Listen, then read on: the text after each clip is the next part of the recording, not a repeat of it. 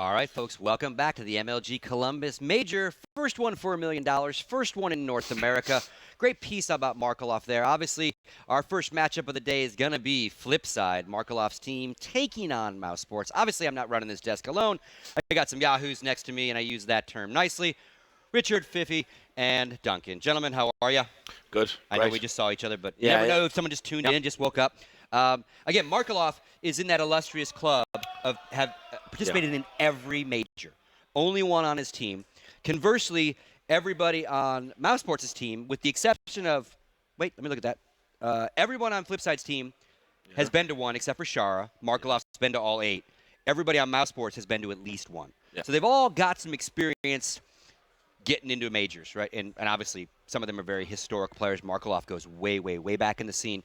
Initial thoughts before we get into the veto, Richard, on the matchup. Well, this will be a close matchup again. I mean, Flipside always seem to play their opponents close, but they just lack firepower to get over the line. Tactically, they're very good. What Blade does is he always disseminates what the opposition are going to do, always comes prepared with a game plan. It's just the firepower that's really held them back recently.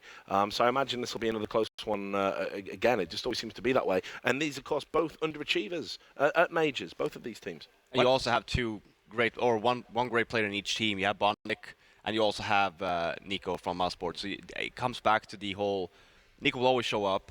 Bondic most of the time, very stable player.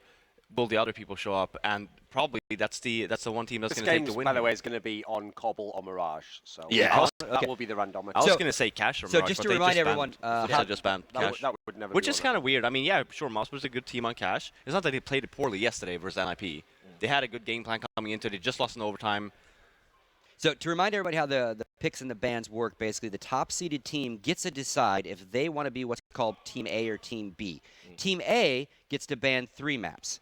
Team B then only gets to ban 2 maps, but they get the choice on the random map. So as you can see, Mousesports was... Oh, well, no, I think... Yeah, they would have been the top seed because they banned 3. Yeah, so they banned 3, and because sometimes you can give that up, right? You can give your top seed away. To have the benefit of the side. Yeah, to benefit the side. So again, it's going to be Cobblestone, and it's going to be CT side for Flipside. Why don't you walk us through? I know you got some stats on this. Well, this is where it's interesting. Like Duncan was absolutely right to pick it out that it was going to be Mirage or Cobblestone. The go-to bans are Train. That hasn't been played in 2016 by Mousesports. Flipside haven't played Dust 2 competitively in 2016. And the problem you've got here with this Cobblestone coming through on the randometer is that actually it's very, very good for Flipside. Out of the 13 times they've played Cobble in 2016, they've won it 10 times, right? So that's a ridiculous win rate for them. Yes, some of that's against terrible opposition. But meanwhile, if you move over to Mousesports, they've played it 12 times, so they're willing to play it. They're willing to leave it in there, but they've only won 5 times. And that's against CSGO Lounge, that caliber of opposition, not even necessarily tier 2 teams. So this is, I think, very, very bad for Mousesports. And as we've seen, even if Nico does go off, against teams like Flipside, it's never been enough for them to win it. In fact, just coming into this in the ESL Pro League, they played them obviously twice. That was their thing of playing. They lost 16-12 and 16-13. And that's like.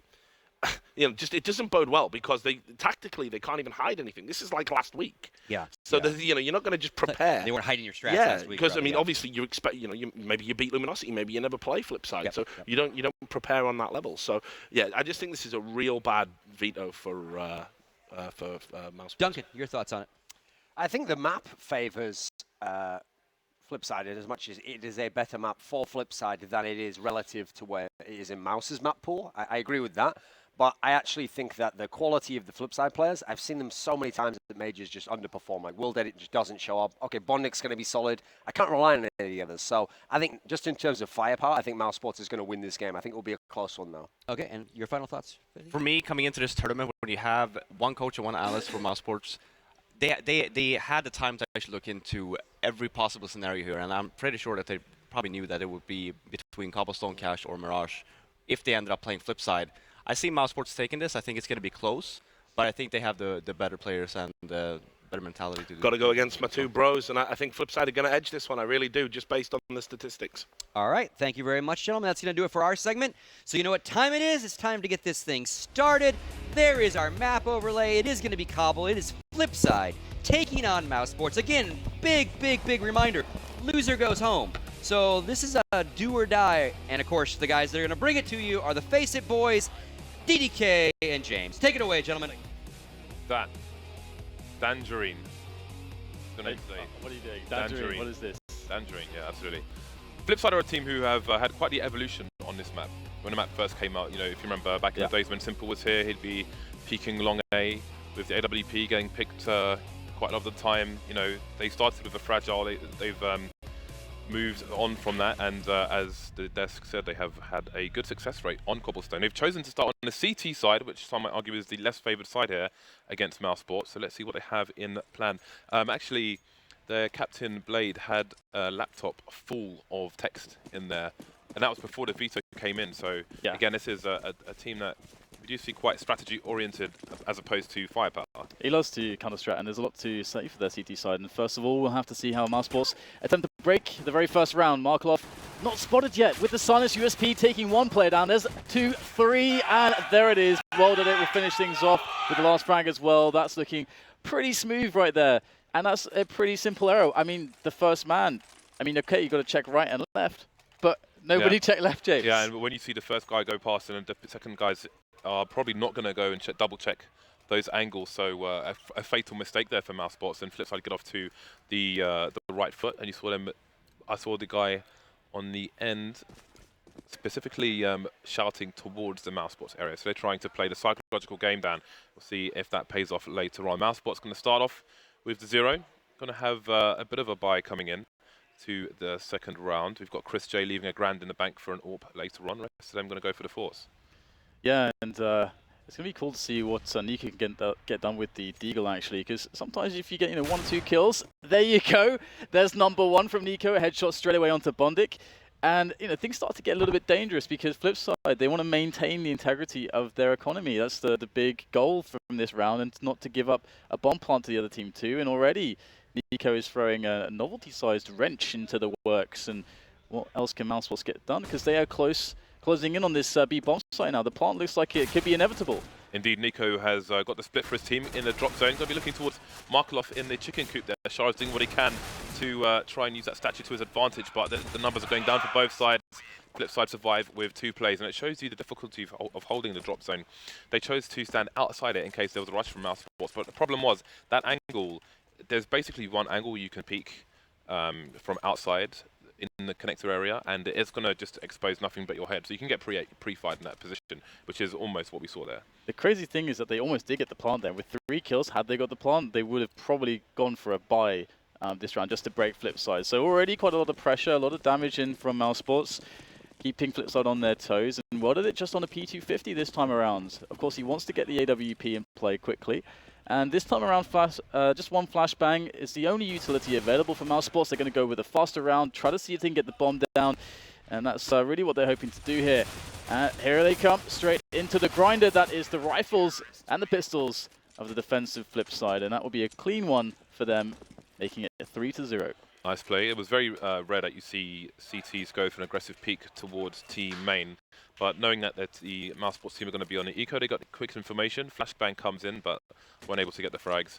What's important now is the buys coming out. Chris J has gone for a Krieg instead of an AWP. Dan, he must have chubby fingers. I can't imagine this is deliberate. That is amazing. The Krieg getting some love from Chris J. Hey, it is a 1-shot kill if you hit somebody in the head. So he's pressed B44 instead of B45, Dan, and he's got himself a Krieg. At least he's got a nice skin for it. He's got a bulldozer. I want to believe, James, that he's prepared the Krieg for the major. He's been honing the Krieg skills. Let's see if it pans out for him at all. I mean, of course, he's up against what did it with the AWP potentially, and as well, Flipside, they typically have had a really strong CT side here due to the fact that Bondik is the master of probably one of the hardest positions CT side on any map, which is the drop zone area. Yeah, but the good thing about the Krieg is it has 100% armor penetration, so he can put in work, and he will have the scope aim to get some chest shots in at least. He should be able to get some 2-taps. We'll see if it pays off for them. Again, because of the damage taken by Flipside in early rounds. Blade's just down to a FAMAS at the moment. So we've got Mousesports moving towards A-Long at present, and with timing, Flipside are starting to move back towards the site after having initially more aggressive positions. But they have 3 players deep in the B-bomb site to Flipside, so the rotation might be difficult, slow, and painful. Yeah, I mean, Mousesports starting to run a little bit low on the utility, so they really need to put in some effort now to actually take some forward positions onto the A bomb site. Looks like the A play is coming. What did it actually get the kill from the first shot though? But Chris J will take some damage with that creep, trying to get the entry in there. But so far the entries are not coming too easily here for Mousesports. But that said, what are they not able to get the frags that he must get? Now Mousesports really closing in on this bomb site. Blade behind the smoke. What damage can he do? One frag. There's the second one as well. Blade doing a good job, but just 2 players left now in Shara and Markelov as that bomb will be planted. And now it's all about waiting for Shara before Markelov can pincer in there from the double doors. These CT flanks are very long indeed. The longer the fuse time will give some help with that. All 3 players on the site, lots of smokes to dance around. Got more nades coming in as Shara tries to see if there's anybody lurking behind him. But he's going to get shot in the back, so it's down to Markelov versus 3. Not going to be easy here. He needs to get himself some 1 versus 1. Doesn't get traded because he's got the APC there. He's got 2 down now, but he's only got 4 bullets left in the chamber. Is he going to go for it? He doesn't have time to reload really. Doesn't get a pistol out, gets the headshot, but is he going to get close to the bomb in time? He can't find it. He's going to run away. I think he may be looking for an AWP there, I don't know, but either way, Flipside retain the clean sheets, but again, another expensive round. So if Mousesports are able to break them at some point in the near future, then perhaps they can get a bit of momentum going. But for now, Chris J getting the Krieg instead of the... Oh, what am I talking about? Sorry, Mousesports took the round. So let's see what the money's looking like for the CTs here. They're going to have a buy coming out regardless, while it's still on the AWP. The Scout coming out for Speedy, so still no big green gun for Chris J. And one thing to note too, of course they lost the round, but in Markelov getting those 3 kills at the end, what that means though is that Mousesports spent all their bank in this round. So if somehow Flipside are able to win this round, of course they still have 1 decent buy left, they reset Mousesports. So this is a really, really painful round for either team to lose. They're both in the position of getting reset. So neither of them wants that. And Chris J is on the scout. Of course he is pretty damn good with that, but I'm curious as to how they will find the opening. They are putting a lot of players towards the A side of the map, walking down middle at the moment towards the danger area as well. And so far, Flipside, they're playing a pretty passive setup here. They're not going to get too many shots off before Mousesports are on the bomb site. With what it's positioning, indeed actually, I don't know if he can go for a re-peek from there. He might have to just retreat, but it seems Mousesports are going to clear a certain amount of real estate and then move back to see what's going on towards B. We'll see if they leave Nex in position or if he is going to follow as well. So again, they know Flipside are playing passive, but they don't really have any info on where the numbers are, and the numbers are indeed where they are headed at present. You can see Shara is on the B platform at the moment. There's 1 Molotov on the Mousesports side. We'll see if they choose to use it there, or if they go for an execute and throw it towards the tree where Markelov is standing.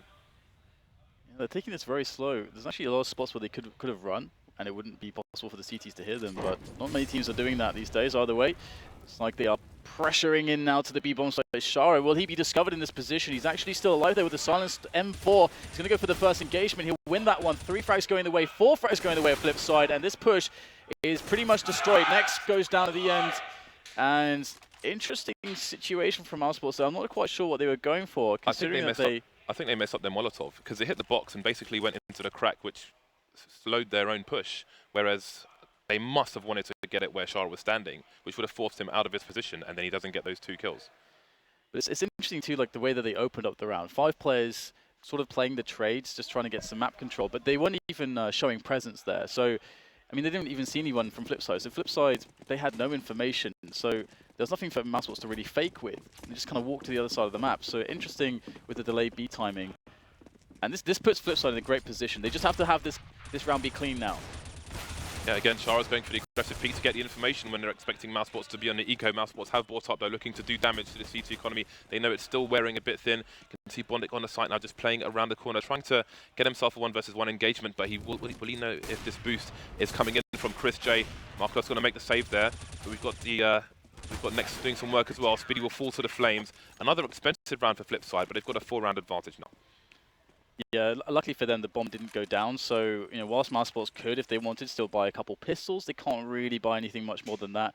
So this round should be the one for Flipside to really build some solid bank from.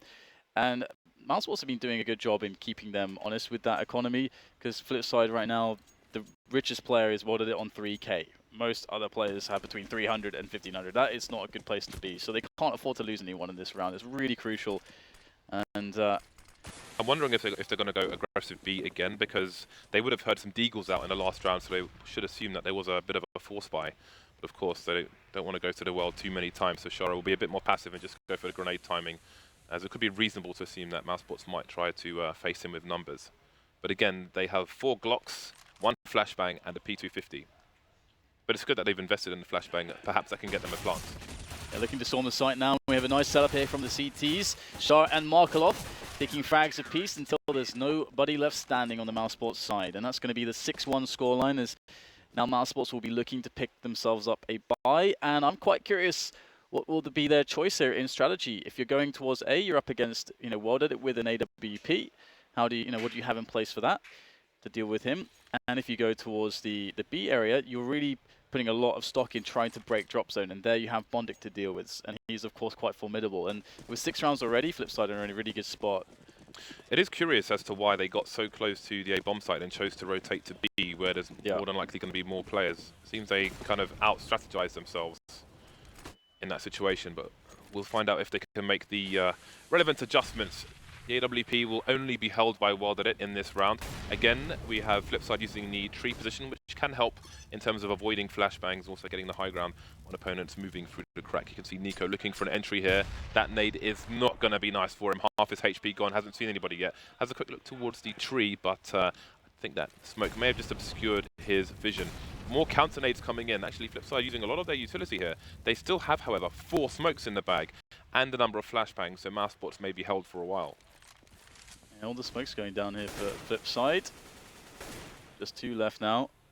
And Mousesports starting to rotate some players down towards the A side of the map. But of course, because they had nobody there initially, they don't know if any CTs could be pushed in that area, so they're taking it a little bit slowly.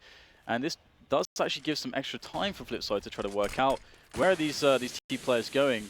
And again, there's a lot of spots to actually run kind of where the Dragon Lore painting is on the map. This is a massive problem for Mousesports. They can't really go through this smoke, so they're forced to cancel their strategy and go back towards the B bomb site. But because Shara's position is so aggressive towards B, they're moving Markelov and Bondic back towards A. Can they get back to B in time? Shara's going to have a few extra seconds. He's actually going to go for the peek. He's hearing the legs, going to get a frag while World Edit's holding an angle. 2 go down. There's the third. There's only 1 player in position now, Chris J, and he is carrying the bomb as well. Down he goes in trade to World Edit, and there's Dennis alone versus 4 Flipside players, and you can hear them below us. That is a massive round for them. Last round they survived with all their players intact. This time they move in with 4. This is superb for their economy. They're out of the danger zone for now. Yeah, and the problem here, and the kind of genius with Flipside, is that Flipside not really giving any chance for somebody like Nico to do anything even, because what you need to be able to do is to get Nico onto the bomb site and into these spots where he can be able to frag. And there's not a lot of spots that Flipside are really giving Mousesports to actually allow an individual to do all that much just yet. Mousesports are having real problems enabling their players, enabling the likes of Nico and Chris J. They can't even, I mean, we haven't really seen much damage coming out of the platform or much approach from there. Same can be said when they're pushing in towards A. They seem to be very passive towards the start. Then they go for the big hit and they walk straight into the setups. It's as if we're seeing a complete control out of Flipside. Yeah, but we've seen 2 rounds now where, again, Mousesports, they went all the way towards A. They had control of danger and relevant areas towards the bomb site where they could go for a split with their entire team. They didn't see anybody. They didn't make their presence known. And then they all moved back to B where they had no map control, no information as to where the CTs might be.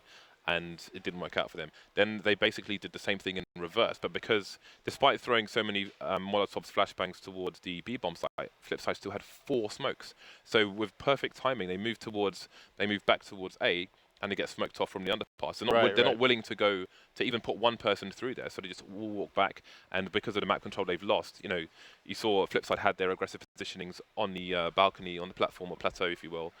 Initially, then Shara moves up close, hears them running because they're running out of time because everything is not working out for them. So, yeah, I mean, Flipside are playing doing a good job of the tactics at the moment. And that's kind of a funny thing too, because Flipside are allowing Mousesports to undo themselves. Because you're saying, because there's no presence, like usually presence can, if you provide presence, if you create some sound, if it's to the CTs, it sounds like, okay, there could be 1 or 2 or 3 terrorists in that side of the map. you're forced to potentially use smokes. And on a map like Cobble, it's actually quite hard to push for information. So that's can be even more powerful then, because it's hard to then actually confirm whether or not those guys are actually there. So by providing the presence, you force them to use nades and maybe even fall back into more passive positions. Then they have even less information, and their rotation will be even slower because they know it's going to hit them with less time in advance. And right now, as you said, Flipsid, they're able to just sit back and just not have to deal with any of that, because they can keep 4 smokes alive till the really late stages of the round. That tells you that Mousesports are playing it incorrectly. 6-round lead. Mousesports have bought a number of items and left themselves with an average of about $2,000, which is a discussion, I think, that can go further, but there's a time and a place. So we can see they've got 3 flashbangs and a smoke, so it looks like they will be trying to get a bomb plant down in this round towards the B bomb site, perhaps with a split through the drop zone. And indeed, they've taken the drop zone now, so the split is on. And here we go. Markov behind the boulder. Shara close as well, trying to hold players coming from the platform area. There are the first couple of frags going the way of Flipside. Looking not too shabby, actually, for Mousesports. 2 players in, though. Forward position. The bomb goes down, but all that's left now is Dennis, and Blade is in a much too advanced position for Dennis to have time to get himself a chance at a frag as well as a bomb plant. But at least the bomb goes down, and that's some extra cash in the bank for Mousesports. However, so far they've not shown that the cash in the bank is helping them, because when they get the chance to play the weapons, their strategies seem to be a really big issue. Well, now they start with 6 to 7k, so Chris J is not going to buy the Krieg on this occasion. In fact, it will be double ops coming out from Mousesports, so it looks like they're going to go for a picking play. I'm curious as to double up on T side of Cobble. Really interesting, actually. I can only guess they will perhaps hold outside A long to begin with, and then maybe start to move in to try and get a pick, and maybe one on the plateau towards B as well. It would be really nice to see a player like Nico, enable him on platform and get him to at least bait grenades out, and get him into a spot where he can start fragging. That would be really good to see. But it is indeed Nico who is towards the B side of the map at the towards moment. A long, yeah. But Nico is playing quite passively at the moment, and looks like Mousesports are going to go for finally some positional plays, trying to take away some map control away from the CTs, but well did it. He's yet to really be challenged, and this is going to be interesting to see if he's going to win these first duels. Are the pop flashes going to be good? He's got a great angle, but he's going to miss the shot towards the elbow of Chris J. Well did it, though. He's going to get the support. The flashbang is good, and well did it. One after another, 2 players down already. Mousesports in a huge degree of trouble. Marvelous. Chris J, he's got no support now. Does he go and commit, or does he fall back? We got the trade coming in next, and Blade. Nico is still alive now, and he's rotated as well. But Flipside are all over this. Yeah, it's a 4 versus 2. The flankers coming in, which means they can put the... well, never mind, they're all going down. So we're down to 2 versus 2. Nico's got 12 HP, so it's got to be careful. There is a player on the site holding a passive angle. That is Bondic. So he's just going to be waiting for a plant. With 2 ops as well, this is going to be very hard for Mousesports unless they get a pick with a Flipside player moving out of position. Shara's just holding the flank, which means it's down to Bondic. Is he going to have to hold an angle where he can see them going towards the door? He can't really, but Chris J looks like he's about to walk into Bondic's reticle. And this is going to peek where first? Well, he gets tagged in the shoulder. But where is the second player for Flipside? That is the question Mousesports are now asking. Yeah, Bondic will finally go down. 10 seconds left to go for the plant. Shara gets the kill and the second one as well. And it won't even need to be playing the time there, because both frags will come his way. And it was quite smart of Chris J to take that angle along the APC, because that spot where Bondic was hiding is, if you're out of time, you're just going to pray that no one's there. Because you don't have time to check everywhere. But he did take a really good angle. But Mousesports not with much time there. It was great positioning from Wilder. Again, if the passive angle he had previously, where he was basically in the A bomb site, doesn't allow him to go for the repeats, but because of all the little corners, nooks and crannies, when he's closer towards danger, he can repeat for days. And while crouch peeking was nerfed with that massive AWP nerf, at that kind of range, he can go for the fast crouch peeking, similar to before. Paid off for them. Looks like we're going to have a fast play from Mousesports. We do have another buy come in. It's a UMP and a Galil in play. And again, the nades are absolutely wrecking at the Mousesports side. And Nex has left the building. The rest of his team look committed now. Got the nades and Molotovs come into where Markelov was previously. But again, Flipside keep changing things up. Yeah, this is everybody from B platform right now. On Flipside, have everyone in the bomb side. This is going to be very difficult for Mousesports to pick up the kills. Bondic will take down Dennis behind the smoke. And now it's a 5 versus 3 as we have Nico trying to work with his teammates here. He's going to be boosted up onto the tree position, and he's going to have to do so much work by himself. Nico, there's one frag. He needs to get more than that. trying to get himself that third, but it's not going to go his way. 3 players even still left standing for Flipside. That looked way too convincing, with no way to split the defense, with no one going drop zone. It looked as though they made it all too easy for Flipside. It sounds like a strongman invitational in the Flipside camp. Massive shouting after big rounds. I've never seen so many flashbangs. The Mousesports initial push was slow because they had loads of flashes flying in. They were stuck on the plateau for a while. Then all the wall of smokes comes in. Boosts attempted, but there's a 9-round lead. Flipside are stomping all over this. Bear in mind, if Mousesports lose this, they are done. They are going home. They are having early baths, and so on and so forth. So we have an AK and armor onto Nico. The rest of his team just down to pistols. Again, we've got a few flashes, a few smokes. Well, then it's going to see the information. We'll see at least 2 players coming the way of Blade. He's going to get a nice smoke down there and punish the players for going through the smoke. Chris J first with the bomb. That's a complete disaster. Next going to trade after 2. Yeah, having to run through a smoke like that is not good times, especially against an M4A4. And this round looks done and dusted at this point. You got What Did It taking down Spiddy. Bondik is towards the bomb, and that is that. 11-1. Mousesports seem to be in such a terrible position at the moment. The CT side for many teams can be the harder side to play, but of course we saw Flipside picking the CT side. They're so well versed on this map. They're so confident. You can see why. Mousesports have a lot of work to do, and what the problem as well is that they haven't really found anything that really works. The fast pace doesn't seem to help them out when they're going for the pick-based plays, doesn't seem to help them out when they're trying to take map control, use flashes against, Well Did It. He's on point. Where is the solution here? Dennis has 1 kill. Spiddy has 2. Chris J has 4. That's not the solution, Dan. No, indeed it is not. So what is the play from Mousesports here? Nothing whatsoever has worked for them so far. We have 3 Mousesports players playing passive towards the A site where there is a smoke in the underpass. Chris J and Nico around the drop for the time being. And again, Flipside are mixing up their positions all over the place. Shara was playing on the plateau, now he's playing underneath the crack in the wall over there. Blade was playing towards A long, now he's playing close, having a look at the doors, and he's got Well Did It to cover his angle. And Flipside, that's something that they're really good at doing. Like on Cache A, for example, on the T side, they'll have 2 people peeking the angle while they're in the back with the AWP should things go a bit bad. So Shara's moving into a more aggressive position now as the time continues to tick. There's 1 minute on the clock here, and Mousesports are starting to move towards B with not much information. Yeah, and considering how late this is, and it's already 11-1, they need every single round. Nico has actually found himself in drop, so this is pretty good because, Nico, being one of the power players for the team, he's going to be able to, bust through if he finds a good timing and do a lot of damage, maybe to the CTs that could be distracted from the push that comes on platform. That's what this is designed for. It's all about the coordination from Mousesports. They must make this work. And here you go, the smoke goes off on drop zone to buy the CT some time here as the push comes in on the platform. And these smokes are doing a pretty good job at isolating the CTs, and Nico's still in position by drop. This round looks like it could go quite well for Mousesports. They just have to hit the shots at this point, but Bond is going to go straight through the smoke. Well, he's discovered Nico still lurking in there, and it looks like the bomb will finally go down. 4 versus 3 now in favor of Mousesports. Nico is flanking the players, though. He is behind the door in the connector, as you can see there, so we might have very few Flipside tactic players left. Going for a 2-man spray down, won't find it though. Getting traded, the T's finally double their score, 11-2 in favor of Flipside. 3 players surviving for the T side. Chris J continues with the AWP, which will be really important. But Flipside not short of money right now. So we only have 2 rounds remaining. Double ops coming up for the CT side. Markelov going to pick one up. That should be special. We'll see where he is headed. A rare treat, perhaps. It's funny because at this late, you've got 1 round that actually worked much better than the others. They managed to slide Nico into that drop zone. I'm almost would be surprised if they didn't go for a similar kind of round, as that was the most convincing that we've seen from them. But perhaps, Chris J, if he can get a quick pick hit towards the B plateau, that's going to make life easier for them. And Flipside playing a little bit more aggressively towards A long this round as well. Markelov being boosted up on the A platform. Chris J's double scoped in now. He should see the arm if Markelov continues to move. It should be a free kill, but is he willing to hold his angle? It's actually really hard to see through those grenades, which is why you can see them used on Dust 2 to move into position. But there we go.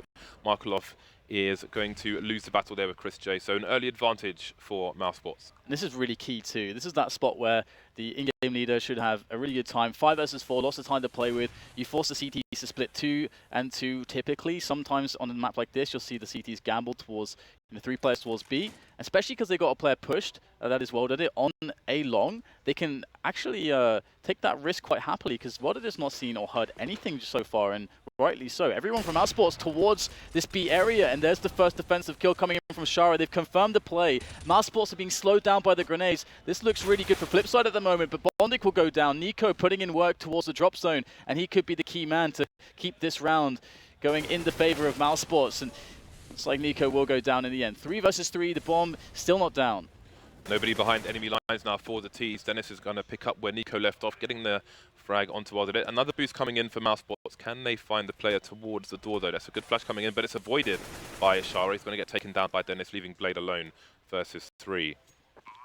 Let's see, there's not much money. There's 1 round left after this, and there isn't much money on the Flipside team, so we'll see what he chooses to do here. Looks like he's going to go for it. He's going to try and isolate the players by getting a smoke down, trying to stop himself from being traded. Just checking if there's any flanks, and perhaps he will opt to save after all.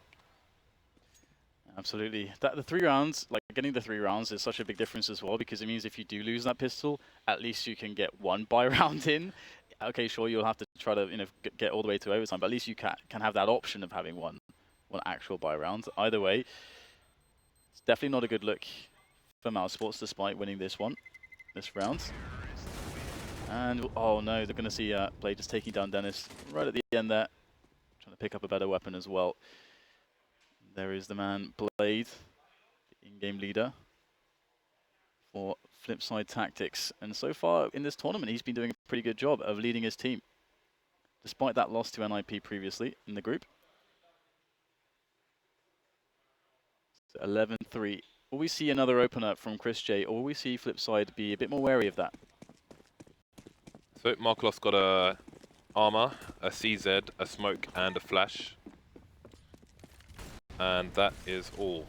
The rest of his team are going to have rifles, so they've managed to get a reasonable buyout here. We'll see if Mousesports can get a 4th round on the board. Chris J's lining up a smoke, which perhaps means they're going to go for an execute. You can see Bondic's been boosted up here, so he could just wreck them as soon as they start moving. Well, that it is quite close actually, so it looks like Flipside's going to get really aggressive. The bomb is spotted as well, so he can just hold his position or move back and try and defend the bomb site, because Mousesports may feel compelled to push here. Yeah, I love that from Bonnie. They didn't get greedy, goes for the first frag, and now that's going to force Mousesports to go for the push, but they're out without Chris J, and they are falling like flies, going 1 by 1, and that's at the 12-3 first half. Flipside looking very, very strong. That one simple aggressive move, it was the first time they did something like that, completely caught them off guard, and it's all because they put everyone towards platform. I think that shout at the end translates to nice, nice! The Mousesports side is completely silent at the moment. People just taking a drink. Coach isn't saying much either, so I know he's starting to talk now. So we'll see what they have to offer. There's not going to be much chance to offer anything. And again, they are playing the CT side now on the pistol with only 3 rounds on the board, so they are definitely going to be on the back foot. They're going to have to play to the tune of Blade and Flipside. Yeah, this is so difficult to deal with. Like, the CT side is usually very hard because we didn't see it that much from Mousesports, but some of these, well, we saw it a little bit later on, but the fast, snappy executes, it's just the chaos, that sometimes if you just miss those first couple bullets and then you die, then all of a sudden on the B-bomb site, then your 2 teammates have to look in 3 different directions, and then their life gets significantly harder, and it can be in the chaos, any team can take those rounds. So the thing is that there's no buffer of rounds for them to work with. They only managed to pick up 3 in the end. So I have no idea what they're possibly going to do, because Flipside could do the craziest of rounds. They could just rush B every single round without grenades potentially, and eventually pick up enough rounds. They can just do anything they want. Yeah, in the pistol round, they're basically at the complete mercy of Flipside because they have so few rounds. After that, then maybe they can take an initiative. For example, if they lose it, they're going to probably have to force at that point, and they can try and do, try and get back into things and dictate the pace if they can get something going. But it's not going to be easy, regardless. Oh no, I mean, let's look at it this way as well. If all of that wasn't bad enough, and let's assume that the level of in-game leading is terrible, and that maybe the call is just be every round, just no stop, be no stop. You've got Blade on the task. He's been watching demos. He's going to know some of the tendencies and weaknesses of Mousesports on a map like this. Of course, Blade's going to know what's up. So now you're going to be playing in a situation where the in-game leader is on the T side, so he's way more enabled to do stuff with his team and to pick at your weaknesses. So didn't they have 2 coaches, Mousesports? Yeah, I believe so, yeah. Well, Again, they are at the mercy of Flipside's T pistol now. We've got 3 Kevlars on the Flipside team. Blade and Wilder that are going to be the nade men. Blade has a Molotov, which again often suggests an A execute, but there is a B execute, but there are still 2 people holding passive A, maybe feeling, maybe smelling the desperation of the Mousesports players. Yeah, it is a scary situation. Have you ever smelled desperation, Dan? It doesn't smell good. Well, I'll have to take your word for it, James. You can see that so far Flipside are just kind of just seeing if they get some early info here. Are there going to be any early pushes from Mousesports? In-game camera misses Heather Garozzo. Boom. Sorry for interrupting you. Yeah, it's a slow round, so you can interrupt me as much as you want. Well, I think Bondik saw a player there, just chose to hide behind a rock because obviously the range advantage is with the USP S's. I wonder if we'll see the return of the Julies on the T side to try and increase the range of the one-taps on the pistol. But no Julies on this round. What did it? Spotting a player will suggest something with his smoke grenade. In fact, the bomb has moved towards mid now, towards the A site, and it seems that Markelov, who has taken over the drop zone, may come in for a late flank for his team. Here comes the push. Yeah, I mean, they're doing such a late round, really making Mousesports sweat. Mousesports, this is insanely important for them to win this. And there is next, takes down 2 by the APC, looking for the 3rd, but Wilder's grenade is going to smack him down. NBA. So it looks like a 3 versus 3 now, as Flipside have taken the bomb through connector, sneaky stuff, and meanwhile, Markelov has basically the rotation covered. He could just hide behind the doors and trap everyone. Wilder will delay the opposition slightly, and there's just enough time to get that bomb planted, and here comes the cavalry. Mousesports all arriving now towards the drop zone all together. There's Markelov. He's going to find himself the first headshot. What else is he going to pick up? Looks like no more, but Blade is there to do the damage. 1 headshot for him, and he needs just 1 more to finish this round. And he can play the time as well. Nico, he does have a kit. Now he's going to be chasing Blade around the statue. Who's going to get the frag? It's going to be Nico with that USP, and with the kit he'll have plenty of time to get the defuse. Nico, once again, he's going to be saving Mousesports, but I don't know, this is way too much for Nico to handle all by himself. A clutch master who can. I'm not going to... There's no criticism to be done of Blade there. I think he was trying to peek as the guy was going to presumably fake the defuse there, which is quite reasonable. He could have probably just walked around the statue as well, but there we go. Sometimes it goes your way, sometimes it doesn't. So, what will Flipside do? There's not much being purchased on the side at the moment. We've got Blade with a Deagle. The rest of his team have gone for some P250s. So it seems they are not going to try and force it up and force after force after force and just wait for a big buy. Yeah. They got the plant. They can bring the AKs next round. That said, again, they've spent so much money here, but they haven't got a single flashbang. So one would, I'd like to see more teams get a few, perhaps, like a 1 less P250, 1 more flashbang, something like that. Try and help yourselves get onto the site and get a plant down. Give yourselves those extra grenades or that AWP or whatever it is for the following round. I like this too from Flipside because essentially, you've got a team which they're going to play strong buy rounds, or their buy rounds would be stronger than let's say teams that really focus individual skill, whereby if you pick up the pistols, if you do go for a force and play a faster round, the individual skill comes more into play, and surviving the chaos comes more into play than the tactical concerns. But Flipside's a very tactical team. When they get those AKs, they're going to be able to have a huge impact. Ooh. Well, they've reached so far up A long that they've got to make a play towards A itself, which is going to be easier than the funnels in B, because they can basically creep up and split the site without anybody noticing because of the passive positions from Mousesports. They're only going to have 2 people on the site here. This might not go well for them. But Chris J has some high ground, so perhaps he will spot Blade there. They seem to maybe have an inkling of what might be going on, and he's going to get Dinks completely exposed to the whole site. So it's Dennis versus 5 to try and hold the site for Mousesports. Yeah, Mousesports, they need to survive here. They've already lost 2 players, 3 players. The economic damage is severe, and they may even lose this round. We've got Nex now coming up from the balcony, and this is not the best position. At least Nex has an M4. He's going to be jumping into the pistols. He'll get both kills there. Nex with the 3rd as well. Bondik's going to go down. He'll clean it up single-handedly, and the save will come in for Mousesports. That's a great clutch from Nex, but to be honest, All Flipside wanted there was 1 or 2 frags just to pressure the economy. They're going to have a buy next round no matter what, but now they've got the plant and 3 kills. If they take down Mousesports in the next round, Mousesports are pretty much done in this match. We are, what, 2 rounds into the CT side? It's looking pretty ropey for Mousesports. The fact that Flipside were able to get so close on an eco without using a single grenade.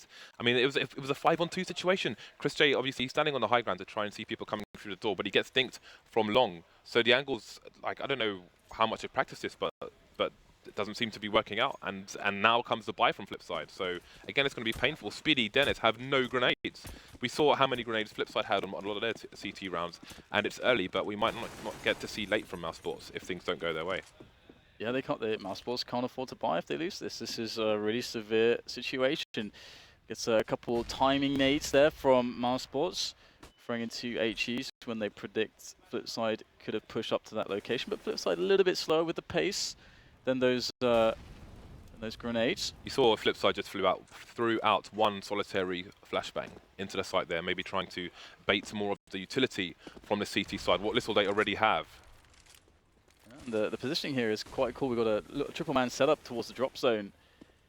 So playing quite tight to one another with these rifles, and it looks like Flipside are trying to edge their way in now. And Flipside, one of the things they're really good is coordinating attacks. That's one of their trademarks. We'll have to see if Mousesports can hold such aggression when it finally decides to arrive. Chris J was holding pretty deep towards A-Long. The second he looked away is the second that it peaked, but it is just making sure there's no flank coming in. Again, Markelov is inside the drop zone, and we've seen this yesterday as well. When the T's get a drop zone for free, it proves pretty brutal. Shara's going to take down Nico towards the B site as well. Is that going to cause a rotation? In fact, the bomb is moving towards A now, and it's starting to creep up A-Long again, where Chris J's holding an angle, takes him down, but it's left with 16 HP. Now the bomb, it seems, will head back towards B since they have no eyes on A. Yeah, smart choice, and as they had the drop zone, as you mentioned, they're all just going to pile out of the drop zone, and now Mousesports are running what the hell's going on because they're all just sneaking through connector into the A-bomb site. This is not a good look here. Nex needs to do something massive. He's going to take down Shower to kick things off. He's the most healthy player. The rest of his teammates, although there are 2 of them, are very low on health. It's going to be headshots for days, and Nex is going to go down. This is going to be tough from this point forwards now. Blade and Bondic with good post-plant positions. The Molotov coming into the double doors, and Spiddy with it all to do. Smoked off. There's flames everywhere. And his team cannot buy now in the next round. So he's just going to fall back, pick up the AK, and at least try to take the AK into the following round. But this is looking amazing for Flipside. That was such a smart play too. As you said, Chris J lurking towards long. If he could have got the kill there, it would have been just a straight up A hit. But having the option as well of drop zone, that's the cool thing though, is that they left so many options available for themselves that, okay, if plan A doesn't go according to plan, then we can just have this option straight away. Just don't even have to decide. If you conversely look at Mousesports' T side, when their original plan didn't come into fruition, they were lost. Looking at the Mousesports team, and it seems there's a bit of a force going on. Nex and Chris J have currently got 2k in the bank. Spiddy, Nico, and Dennis have bought up. So they're going to have 2 rifles in play. Nico's going to have the second one. Dennis going to continue with the AK-47. They've got 2 smokes, no flashbangs, 3 HEs. I don't know if you favour flashbangs over HEs in this situation. If there's a play towards B, then those HEs can come in handy because it is quite the choke points. But we do have a triple stack towards the A-long area, and that's where the majority of Flipside are going, so maybe Mousesports could get something done here. It's going to take some nice shots, sure, but they got players in the right position, and there you go.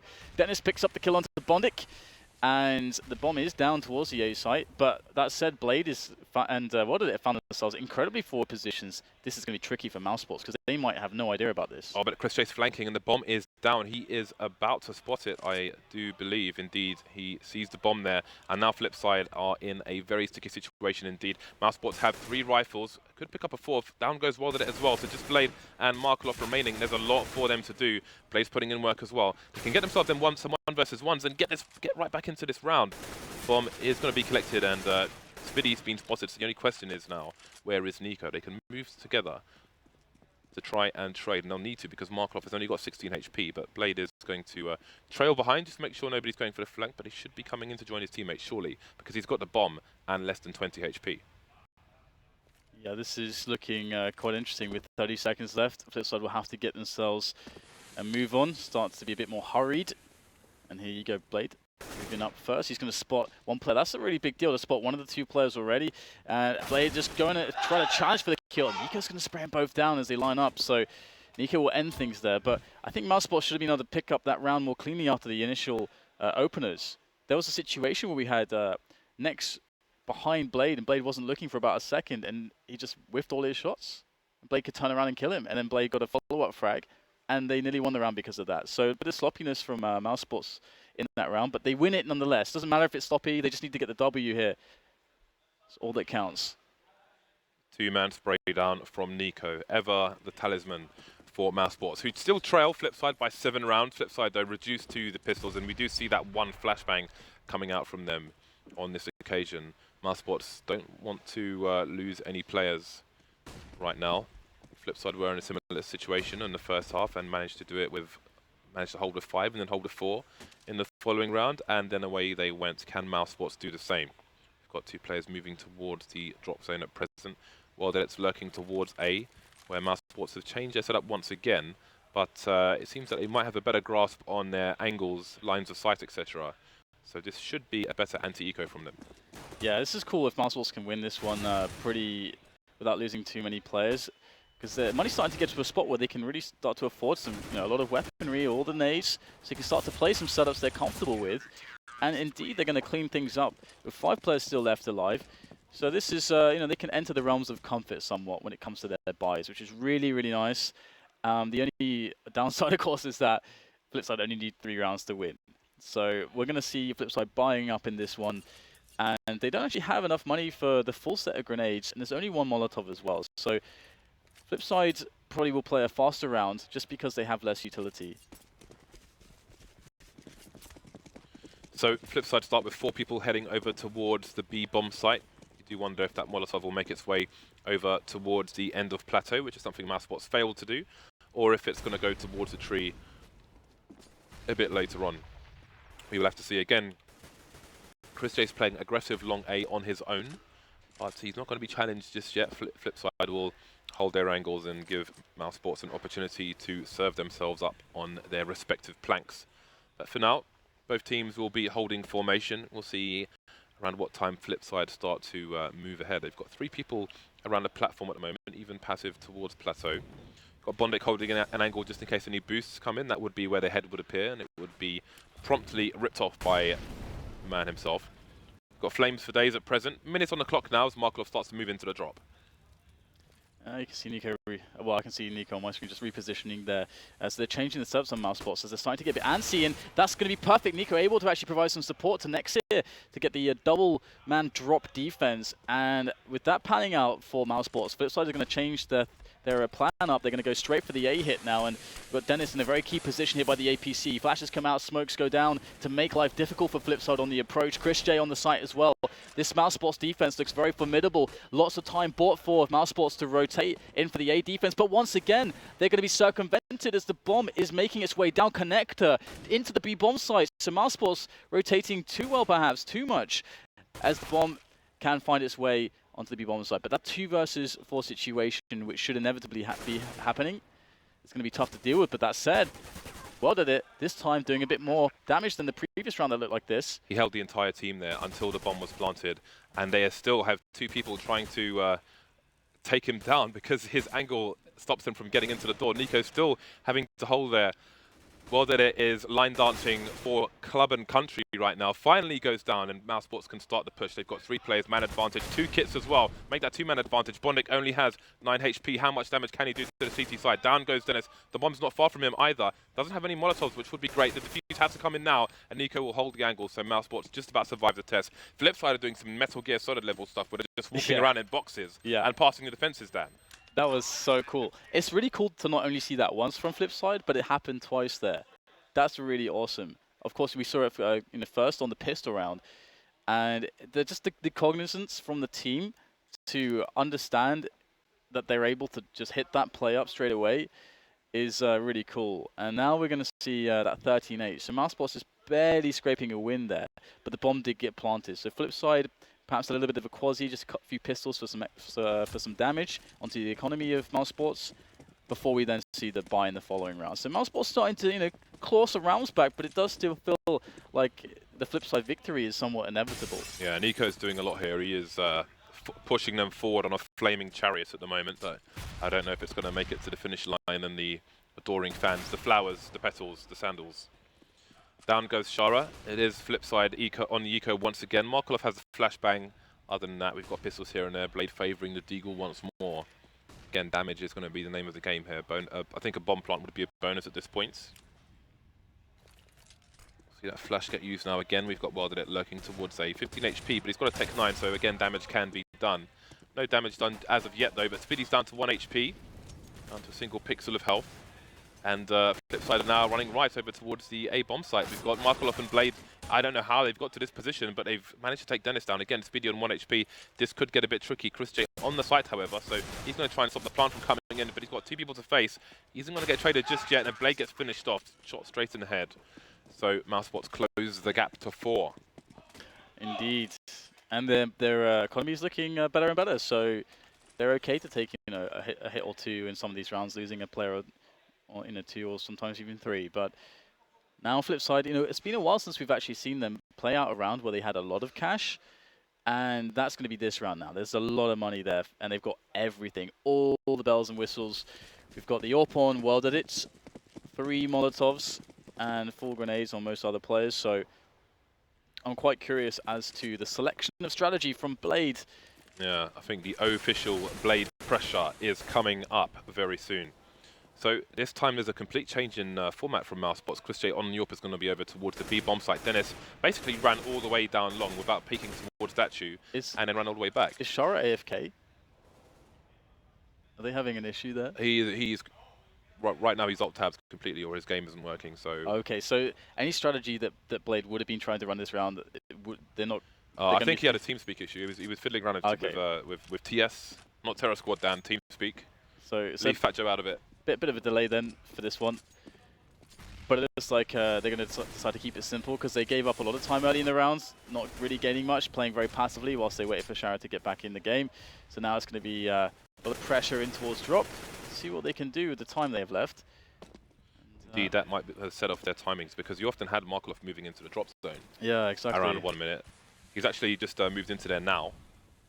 And this time it doesn't look like Mousesports are positioned to go for the pop flash. But you saw last time they went for a pop flash and faced the drop with 3 players, and that caused Flipside to move quickly towards A. And what is actually alone with the AWP towards A long? He's actually going to back out a little bit now, but it's quite interesting to see if he's going to push that by himself. It does still look like he's going to be pushing in towards A alone with an AWP, which is kind of sick, to be honest. There's 2 players in that vicinity too, one on a close angle. That's going to be really hard for Wilderit to deal with, but the push is coming in onto the B bomb site whilst this is happening. We've got a lot of damage going in already. Chris J onto Shara, and Markov trying to make his way through that drop zone. Not too successful, but Blade will pick up the pieces, and now we'll have finding enough space for the bomb to go down. But Nico in a 1 versus 3, spamming around the corner there of the boulder. Very hard to kill that player, and it looks like Blade will take him down. 13 rounds on Flipside's side, now going to 14. That pressure is closing in on Mousesports now from all sides. Saved by Mother Nature. That tree took licks in that round. 2 rounds away from victory, 2 rounds away from elimination. Our Mousesports Flipside looking very good, all good in the hood at present. But Mousesports, with the number of rounds they strung together, will have another buy-in. So we've got Chris J on New York once again. This time Dennis is going to the mid area. Not going to peek the door though. And it seems Flipside are going to go for a super fast play towards A, B. Got nades for days coming in, the flashbangs, and Markelov is charging forward. No frag to him yet. Chris J is in position. Shara goes down. Bondik soon to follow. There goes Markelov as well. So the fast play has not worked out for Flipside just yet. Only Chris J's gone down, and they have 2 players left while they're on 4 HP. All the nades coming out, the flashes as well, going to slow things down. Flipside still on the plateau. No more HEs left, otherwise they would probably get completely ruined. There he goes, well, they're just down to Blade. Can he do any damage now? Can he get himself some 1 versus 1s in the smoke? But if he comes out the wrong way, might have a disadvantage. Spiddy gets headshot as well. 2 versus 1 now. Still 1 minute 10 on the clock. Finally going to get finished off, but that was very expensive for Mousesports.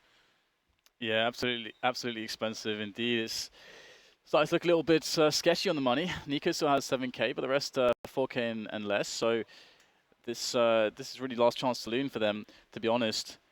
And Flipside again, I mean, we saw that spot where basically, all right, Shara was AFK at the start of the round, so Blade couldn't really run some of the strategies he's talking about, or everything was delayed, so a little bit off. Now we're in a position where perhaps we would see something in the next couple of rounds, which is more reminiscent to Blade finding ways to pick apart Mousesports. But Mousesports looking pretty solid right now. Mousesports are going to be well out of position for this now. They need to find the frags. Zenith's doing great work. Two-man spray down, finding a third. Finally going to get traded by Shara, leaving Chris J alone on the A bomb site. But it's only Shara left. He's going to go down as well. So a fast attempt, but not much done by Flipside. We should see them back on the buy in the following round. Again, Chris J was charging down A long on his own in that round. Maybe trying to do what well that it did previous, but there was nobody there to engage him. Now we have the buy coming out from Flipside once again. Going to have full nades on most. Shara just with the one flashbang, all onto Wild Edit as well. So we'll see what Blade has in store for the CT side. They will face another test. Yep. Clawing their way back into this Mousesports tooth and nail. And they are getting rounds back, so things could start to get frustrating for Flipside now. Now that Mousesports get ever closer, and if Flipside lose this one with no bomb plant or anything, they're not on a buy. So Mousesports would then be one round away from tying things up. So I found it curious they went for a B rush because it's so telegraphed. You can hear them coming from a mile away. If you have somebody in drop or playing near the tree, you just hear them running so far in advance. You can nade them, HEs, flashes, everything. Yeah, we're starting to have a really interesting match now as Mousesports start to get some momentum and confidence going. I mean, they had a really rough time in the first half, of course, and it's not typically how you see cobblestones, but we do have right now Wild Edit and Bondic working on that A. Chris J's on the angle as well. There's a quick flash for the first off angles. As Chris J waits patiently. He does have some support as well, so when he takes the shot, he can fall back now and they can play the bait game. There's the first frag. Wild Edit is going to go down. Chris J gets out of there, leaving Dennis boosted up, ready for the rest of the onslaught that could be coming his way, and it does look like Flipside are trying to take the control of the A side of the map right now. Blade might peek with the bomb though. He's going to be in a sandwich. That's a great flashbang, but he's not going to see Dennis, not even going to check. So he did drop the bomb in the corner just before peeking, so at least there's that, but the damage has been done to Flipside. The smoke comes in, so they are going to be out of position now. Markelov has to rotate Miles away from the B bomb site while Chris J gets taken down. They're not really in a position to punish it, but Shara is behind the smoke and Nex is coming through it onto the balcony, I think, and Shara's going to take him down. So all of a sudden things are switching, but there's only 10 seconds left and the bomb is nowhere near the bomb site. Speedy and Nico coming through. They're falling now. Nico's on the site on his own. They can kill him or try and plant the bomb. They've got to make a decision. The bomb's on the floor. Nico just needs to hide now, and he's going to take the round for his team. 1 second, and he will just about do it. That could have gone either way very, very easily. I think the call, they had a 2 versus 1 with 5 seconds. I think the call should have come in to take Nico down. But again and again, he saves Mousesports. Yeah, that was a pretty cool round actually, because initially we had the situation where so the battle for A long, and then they don't check the boost position, and that cost them Blade, just went down for free. But they had Shara, Flipside had Shara just going ham, just 1 versus 3 up in the bomb site, trying to make a round of it. And it's Nico to save that at the end. What a round there. 14-12. And now that's going to mean that Flipside, as we can see, they don't have anything to spend in this round. They need to save. Although that said, Bondic actually spent all of his money.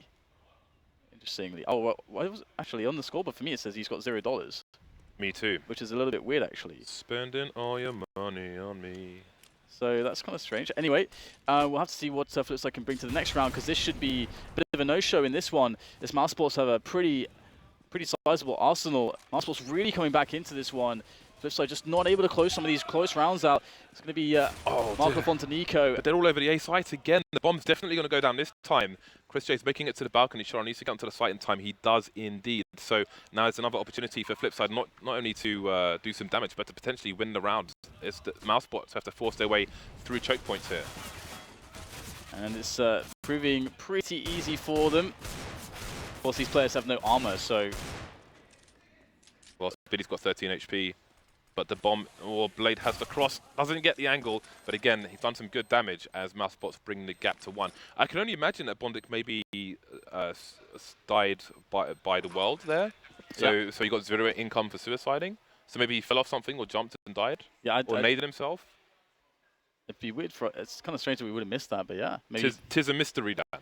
Yeah, we'll have to find it out later. But yeah, right now it's kind of a situation where we put our foots on our mouths, James, because 14-13, it looks like Flipside could never lose this match. But now all of a sudden, Mousesports have all the momentum. They've got still some bank left, although on that last round, a lot of damage was done. So Mousesports only have 2 players with any money. So Flipside is all about this one for them. They want to take control of this match again. We've got double up now, Chris J and Nico pulling out the AWPs. And a passive opening from Flipside with 2 players towards A, playing it really slow.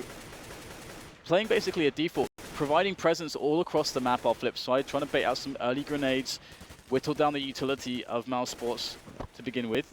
And Flipside themselves have a lot of grenades too, so they'll be able to go for a strong execute. They can flash into any positions of the map that they want as well. All the options are open for Flipside right now, but we do have 3 players towards A for Mousesports, so they're really not feeling the B at the moment. At present, Markelov is the only person towards B, which means that if Flipside go peeking towards A, perhaps they can get into trade frag situations, but with the current setup from Mousesports, that might be hard, because I don't expect Chris J to allow himself to be traded with the angles he is holding. Again, this kind of setup can be favourable for an AWP player, especially with Dennis standing there, so it might go favourable for them, but the bomb seems to be headed towards B now. Markelov again harassing the drop zone, where Spiddy will hold passively. There are 2 smokes down in that area at the moment. And again, 3 players deep in A for Mousesports. Who knows? Flipside could go through, drop and split A. They could go to B. You never know with them. Yeah, Nico's holding a tight angle as well. Yeah, this is a bit of a gamble coming in from Mousesports, to be honest, because they haven't had much information to confirm this. Now the 2 players on B are going to have to make sure they do a really excellent job. And look at that, Chris J not able to pick up Blade, who managed to just sneak through the smoke there into Connector. So now the rotation's going to be cut off from A. The 2 players on B have to do everything right now. Markelov's in there though, and there's just not enough players to cover all the angles, abusing the backstabs. And now Markelov and Blade holding tight to the A bomb site as the bomb can now be planted. But Dennis coming in with key timing, gets 1 frag, next with the other one. Markelov, though, finding 2 out of nowhere. Markelov versus Dennis for this very crucial round. And now the bomb is ticking away. Dennis knows that he's towards the boulder. He's going to be trying to make his way onto that, though. Markelov holding tight to the bomb. Markelov might not realize he's over the boulder. Jumping with the headshot will be Dennis. And that's the round there for Mousesports. They tie things up 14-14. Who would have thought it? They had 3 rounds at the beginning of this and lost the first 2. Sorry, they won the first 2. Yeah. And then got reset. So it's not easy, but they finally tied things up. Flipside, however, have max loss bonus, and they will continue with the buy. They'll continue with the AWP. They've got tons of Molotovs, smokes, flashbangs, so the pressure continues to rise. And Mousesports are actually, both teams are buying within an inch of their lives. But if Mousesports lose this round, they won't be able to buy in the next. So this is going to be a massive round for both teams.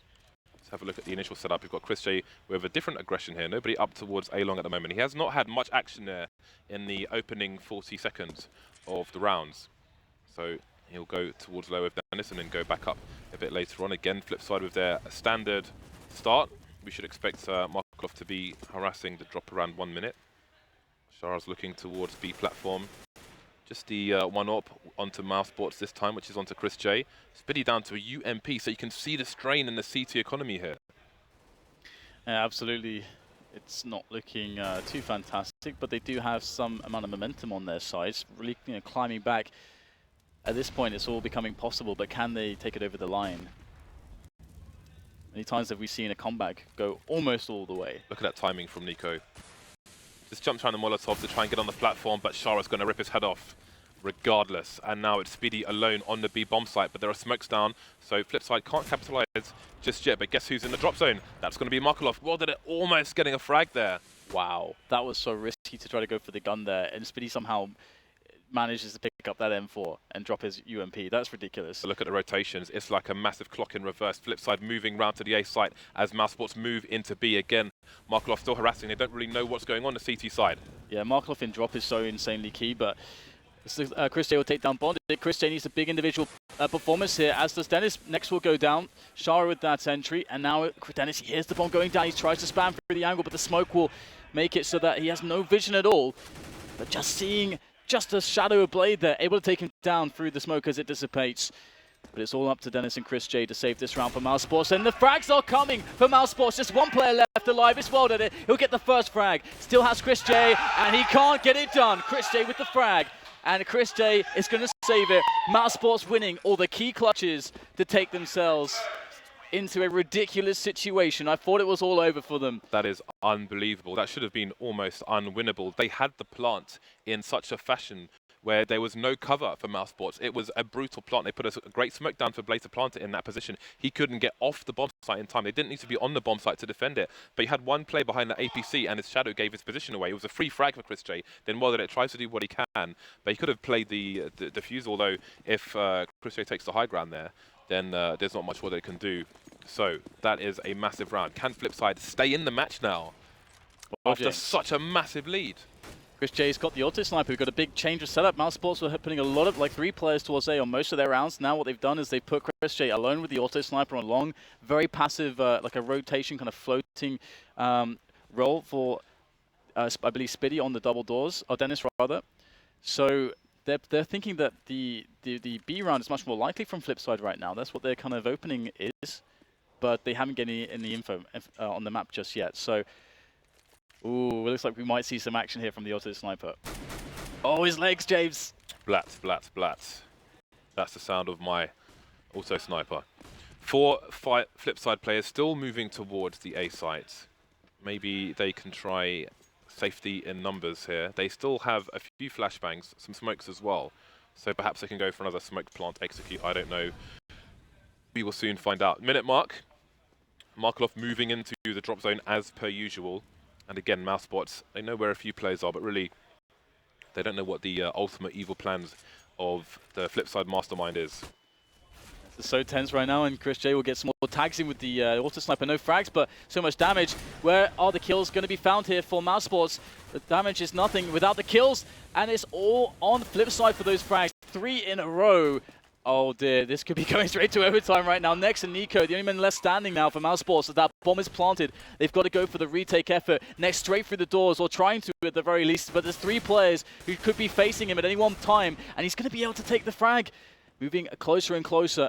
A little bit of aid there from Nico before he goes down, allowing Nexo 1 versus 2 as he looks for the first play. He's got the info, but not the frag. It's going to be an overtime. 15-15. What on earth is this match?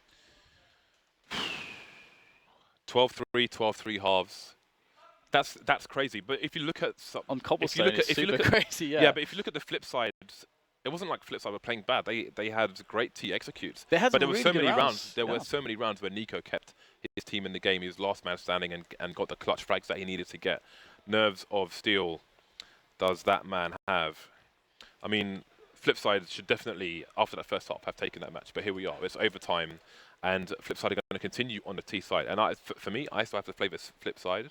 I think they are a far stronger team on this map. We know what their stats are like on Cobble. They win the large majority of their matches as well. So I think they came pretty close in a number of rounds. I mean, the sheer style of map control they've had in so many of these T's rounds is completely bananas.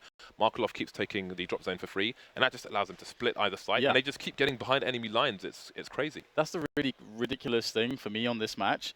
Is that as you're saying, on the T side for Flipside, they are creating so many like really decent options to close rounds where you'll set up Markelov in drop zone. Repeatedly they were getting that, which is such a big deal on this map. Drop zone is so important. Matches are typically won and lost on drop zone control. And if you look at Mousesports' T side, they were struggling to have any options ever. Yeah. So basically what that means is that we had the story of Mousesports just being incredibly clutch into their CT rounds. I mean, they're just clutch. That's it. Indeed, but how long will that last you versus strategy? That is the question. Can they hold that out? It's going to be MR3 10K, which means 3 rounds per half, $10,000 starting money. If you lose 2 rounds in a row on CT side, you are probably screwed. We will have to see. Blade is top of the scoreboard, but it's Markelov and Shara who are top fragging for the Flipside team. The kills are fairly well spread out on the T side. Bondek just lagging a little bit behind. Same could be said for Mousesports, but again, in terms of impact frags and so on, Nico has been putting in work Oh, yeah. in that regard. So we're about to kick things off once again. Well, then it's going to be AWPing on the T side. Looks like some players might be feeling a bit of pressure here. Again, this is a best of one. If you lose, you're done. That's a wrap. You're out. You're out the door. Security will forcibly remove you shortly after the proceedings. Right, so let's see how this goes then. We've got Nico, he's picked up the AWP for his team.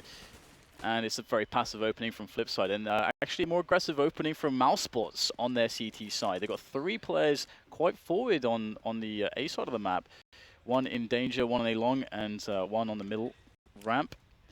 Now, we do have Waterbit and Bondic trying to get the openings. We've seen this happen previously. They'll get the flashes in there. There's the flash for the close position, and then they go for the peaks. Previously, it didn't work out too well for them. That smoke is going to kind of blow up that pop flash play, and Chris J's going to get up close to smoke. That's a really smart play, as he is expecting them to be there to try to take long. Lucky for Bondic, he's on the other side of the wall, otherwise he would have been dead. Yeah, exactly. That was really smart from Chris J. Doesn't pan out, though.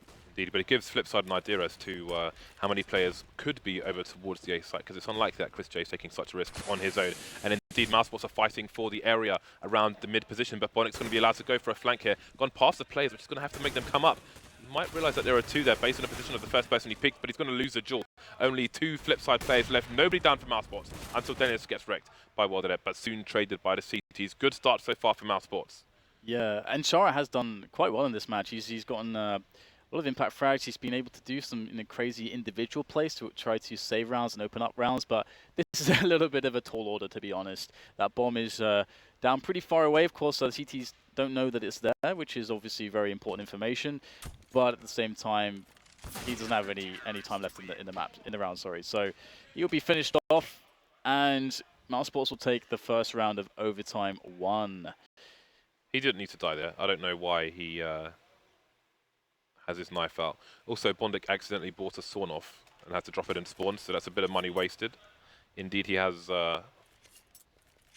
$400 left, so the money is disappearing very quickly on the Flipside team. Yeah, if you lose 2 rounds in a row, you basically have to force buy, and you don't have enough money for a real buy on this kind of format. So it's brutal. Well, let's see what the play is from Flipside. This time they've got 4 people over towards the A site. Perhaps a reaction to the aggression that they saw previously. But Chris J didn't have the AWP last round. Nico had the AWP towards B. This time Chris J's towards B with it. Nico's there as well. Got a bit of a boost coming in to get a CT onto Plateau. Dennison next is going to be holding the underpass. And Markov moves into the drop. We've got Chris J in a spot where it's hard to trade against him. So if Chris J gets his first frag, he should be able to just fall out of there and for free. And he misses the first shot, and he's too wide peak to go for any move to safety. So now we'll have some issues here for Mousesports as they're down 2 players. Minute left to play with, and Flipside have drop zone. They have everything to win this round, but Nico, he's going to go for a very ballsy play, straight into the smoke. He's going to go down after a single frag, and that does not bode well for the Mousesports side in this round. Looks like Flipside should be able to get the bomb down. They should be able to secure this one. Next, coming in though, from an unknown angle, and he will get the first frag, but the trades don't work if you're down so many players. It's up to Dennis to save the day, and the bomb is going to go down behind the statue. Dennis with a lot to do here. Very low health. The smoke goes in as well. Forced to take the first duel against Bondic. It's not going to pan out for him. 16-16 now, each side with a round in the first overtime. Indeed, it is definitely a high-pressure situation over towards the Flipside camp. Lots of shouting calls on their side at the moment. But both teams deadly silent after the round as they know how tense this is. This is the last round of the first half here, so we'll see who gets to take an advantage. And this one round will be a big advantage going into the second half. So we're going to have the AKs coming out for the Flipside team. Blade is just barking some instructions, going to have a late buy, and out he comes as well. So the only AWP in this round is going to be onto Chris J, and he is once again headed over towards A-Long, where he has been so many times. Is he going to go for some aggression, though? He hasn't really gone for any overextended peaks, which we mentioned at the beginning of this match, and how things used to be when it first came out. So this time, Flipside will have 3 people over towards the A-bomb site, and Blade is going to just take the bomb over there and leave Markov lurking on his own. So things will be quiet for now. A minute 25 on the clock again. About 20 seconds from now, we should see Markov harassing the drop zone, maybe even getting in there. Double flash is coming in towards mid, and Dennis is going to hold an upper angle. Chris J with potentially what could be a nice boost, but there's a player directly below them, and his failed jumps may give his position away because we'll hear the impacts when he lands. Not looking directly below him, but will Blade get the jump on him? That could have gone so many ways down, but it went nowhere. At least Den's got the information. He's going to go for the reposition here. He will somehow pick up the kill through the smoke there onto Bondig. There are more players coming though, but look at the rotation. Mousesports have had so much time to figure this out. Previously in rounds like this, Flipside are further up so they can actually go through connector to B, but this time they've been kept out of the bomb site completely by Mousesports. So Mousesports in a really solid position at the moment. Flipside, the only way to take the bomb to a site is to rotate it to B at this point. Unless Wilder, it goes completely ham, but he's got 10 HP left. And indeed, the bomb is going to make its way towards B. But time is starting to run low. Mousesports have nobody in B whatsoever, even when they had 5 people alive here. And or to move into the drop might be the wrong decision here because there are 2 CTs, but they've got nades in their hands. Markov doesn't realize that there's somebody behind him, and down he goes, leaving Mordet alone with 10 HP. And it all to do. And he's just not going to be able to do anything here, so it's going to be Mousesports to take the advantage into the second round. So that was a great read and a good gamble from Mousesports. Just put everybody A. Yeah, well, it's funny though because it feels like Flipside kind of gamed themselves in that round because there, of course, obviously we have all the information.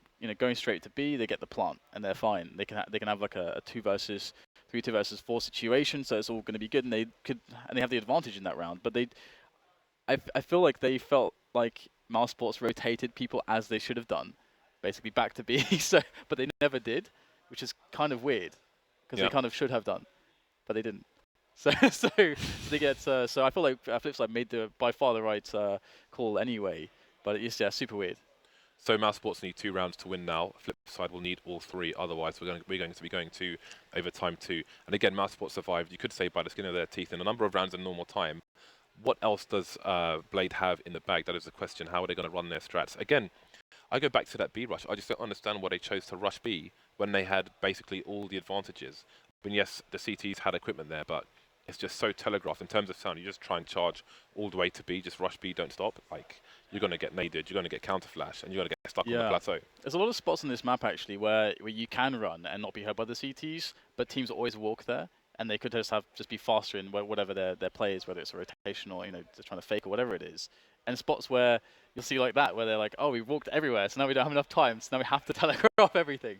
It's one of those small edges that that's not all teams are super on top of on some maps. Yeah, that's like They I love just rushed B from spawn in that round. They would just rush B, which I just don't. I don't know why you do that. I mean, I think Lopez was saying like Flipside are a strategic team. I don't know why they're rushing B down. No. That doesn't. I don't know why he has a line that says rush B on his document there on his laptop. I have to say though, when you're watching Flipside, it is very cool because you can see how aware they are of rotation. Because again, that last round was just a clear example of that. They're expecting, based on what they have done, they're looking at, okay, this much time has passed, this has just happened, so the rotation should be like this. So there should be players here and here. So if we attack this area of the map, it should be the sparsest setup for the CTs. Maybe there's not even any CTs there, but obviously in that case, the last round, Mousesports didn't actually rotate anyone. So yeah, and again, it was Nico getting those impact frags, although it seems that Flipside's idea was to split the A site, expecting people to be in B. But here we go. It is the second half of overtime, round advantage, for Mousesports. Again, Mousesports will need 2 rounds, basically first to 19 rounds in overtime 1. Will take the match, otherwise we are headed to overtime 2. Yeah, and we have Nico in a position towards Plat, where perhaps he could just try to lead the charge up there, and it's going to be interesting to see if Flipside can hold this. Shara's in the position where she usually takes, just hidden in the angle on the left there, right at the end of the plateau. Now his teammates are going to flash in there for him as the enemy are pushing in for him to really be able to do too much from this position.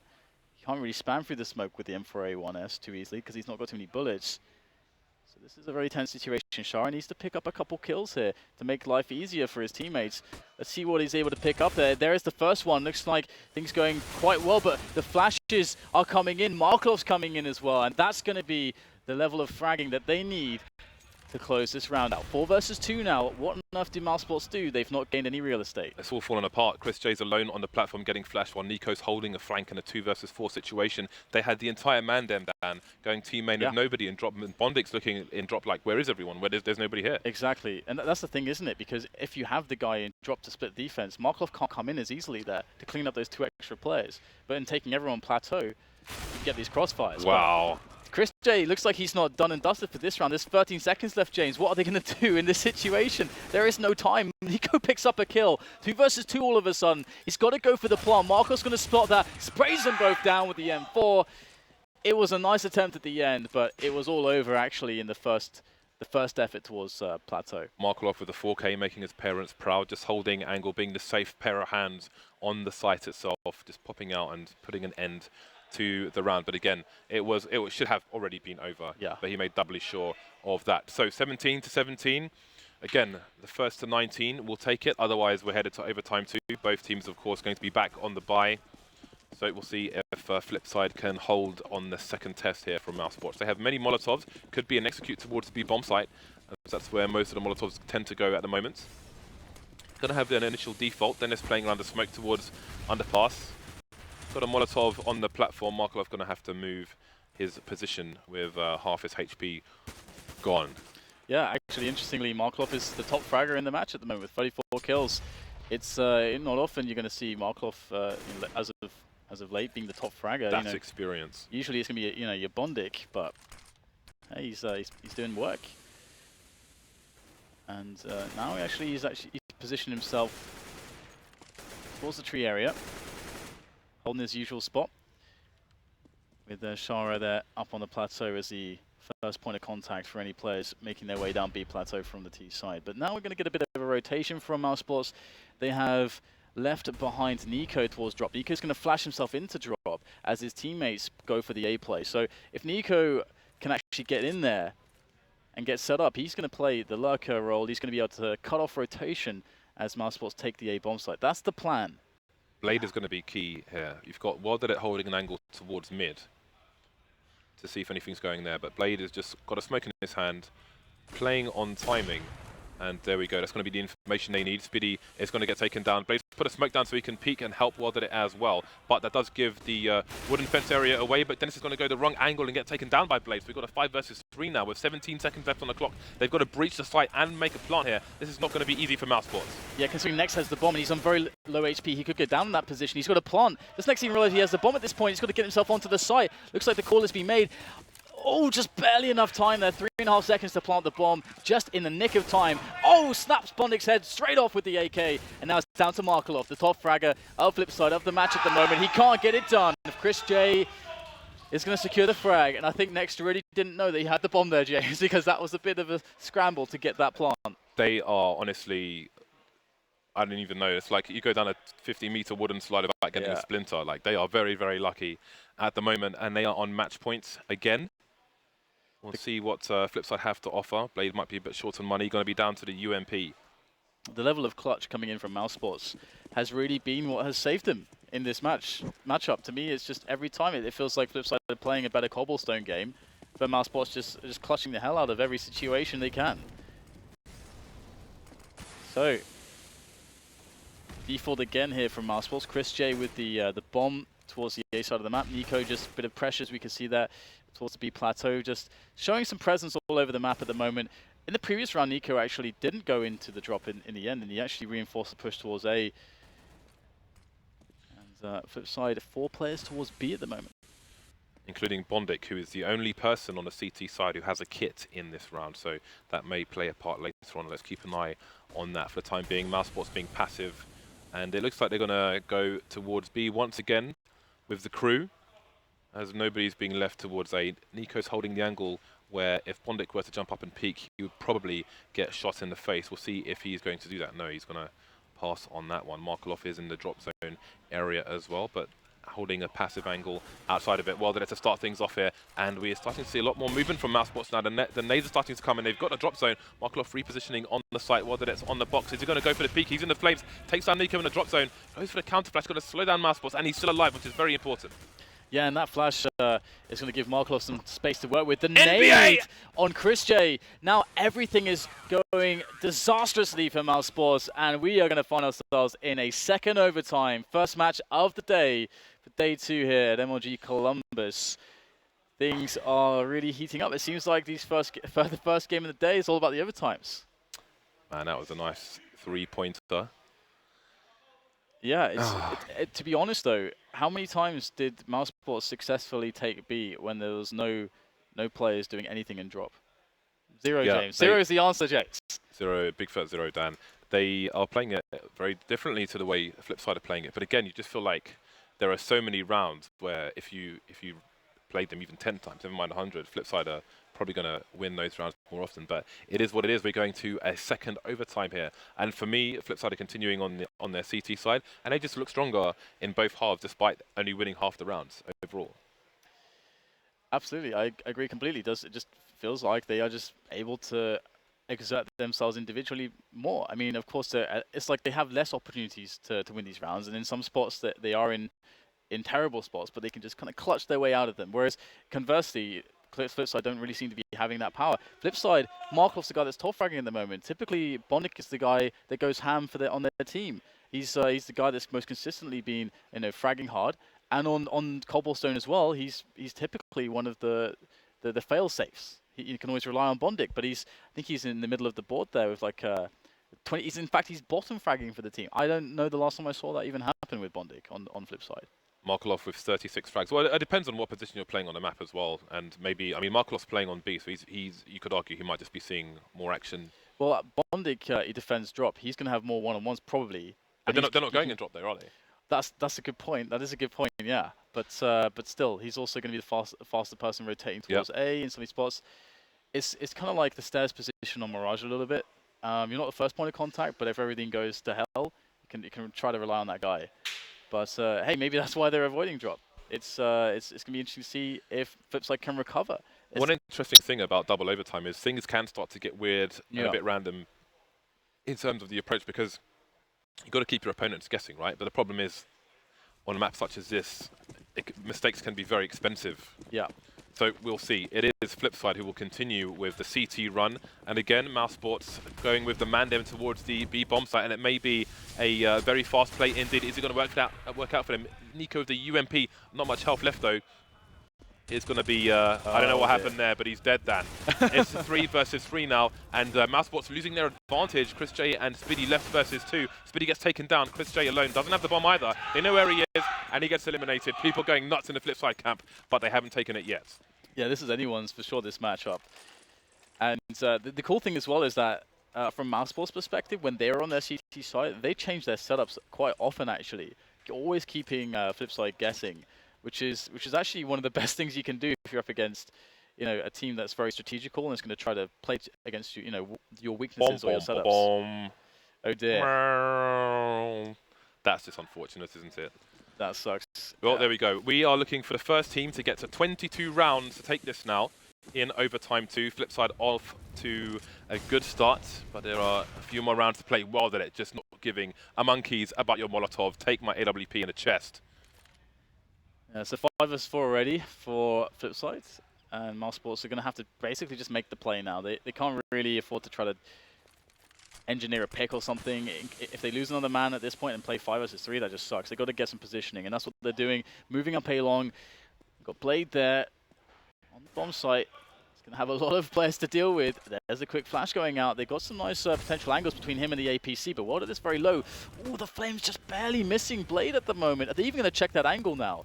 They might think that Blade can't possibly be there. Then it seems to be holding an angle towards the site itself, which Blade might not check. He might swing past it and go for something else, but he's still being quite on it. Finally gets flashed again and goes down, but it's 4 versus 2. Bondic welded it, very heavily tagged. There goes Dennis. Speedy alone versus 4 now. He sees one. No trade coming in just yet. Markelov to finish him off, and people are still going nuts in the Flipside camp. They are 2 rounds away now. Mousesports need to get this last round, otherwise they're going to be in a lot of trouble. You could argue that they already are. Yeah, absolutely. Absolutely, that was a really close situation right there towards that push, because you can see, like you said, Dennis was holding that angle onto Blade. but he turned away because of the distraction just in the nick of time for Blade. So look at the nades, Dan. crazy small margins on these side takes. Look at the nades on Mousesports' side. Speedy has all the nades, and after that there isn't much else going on. And Chris J only has a Tech 9. So one would have to expect a fast play here, but we've seen what happens with fast plays going towards the B-bomb site in this match. Not a good idea, really. So perhaps they're going to have to play for picks, going to have to be a bit more aggressive towards the drop zone. Yeah, aggressive on drop can be pretty good, especially if you got Chris J with a Tech 9 first to run in for you and draw the fire. That could be pretty good, but they haven't shown much affinity towards drop in this matchup. But this is the best best chances Flipside have had, it feels like, in the last 10 rounds to close this match out now. So we'll have to see what happens. We've got the first attempt here by Wordadit, and Shara's going to get left out to the dogs there as Wordadit misses the shot and Shara goes down. It's just really intense now for Wordadit because they know that he's there with the AWP. He needs to get some frags in here. Mousesports running out of grenades at this point. They keep pressing the attack. The counter grenades from Flipside have now created enough space for an entire rotation of the CT side. Ooh. And Mousesports, one by one, is not the way. Next had a massive flank coming in there, but it was completely denied. They're trying to get the nades in towards Wilded, who refuses to leave the plateau. And it's going to force Mousesports away. Speedy standing there alone now, but he's walking backwards, got a nade in his hand. If Wilded chooses to peek, then who knows what happens. So Mousesports will escape for now, but the clock is ticking. They've got 30 seconds left. They've got next to no map control, but Blade is leaving the A-bomb site. Chris J and Nico are charging towards it. Why have they left? There's nobody there. They're going to be on the wrong side of the door. And the bomb should go down. Now it's going to be, the onus is going to be on Flipside to come back into it. Well, that it is miles away as well. Down goes Nico, so Blade might do some work here. The other players towards the APC, they've got 10 seconds left to plant the bomb. But he gets taken, he takes down Blade. This bomb will finally go down, but it's a 2 versus 3. It could have been much worse for Mousesports. Yeah, there's still a chance of it. Spiddy's going to go with the rifle.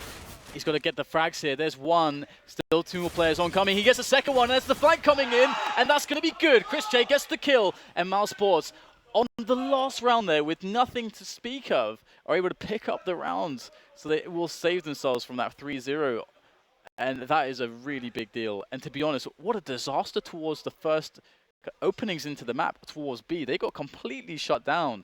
But this is so weird because Flipside, a team that seems to be so cognizant of rotations and when teams should be rotating, they didn't even have a guy even standing on the doors looking in to see if people were crossing. Like, I know, I mean, we saw gambles from Mousesports previously where it paid off and they had 5 people on one site, and that time it didn't pay off. That was just a veritable disaster. Yeah. I can only imagine that Blade made the read that, you know, like he puts himself in the other person's shoes while there are 30 seconds on the clock.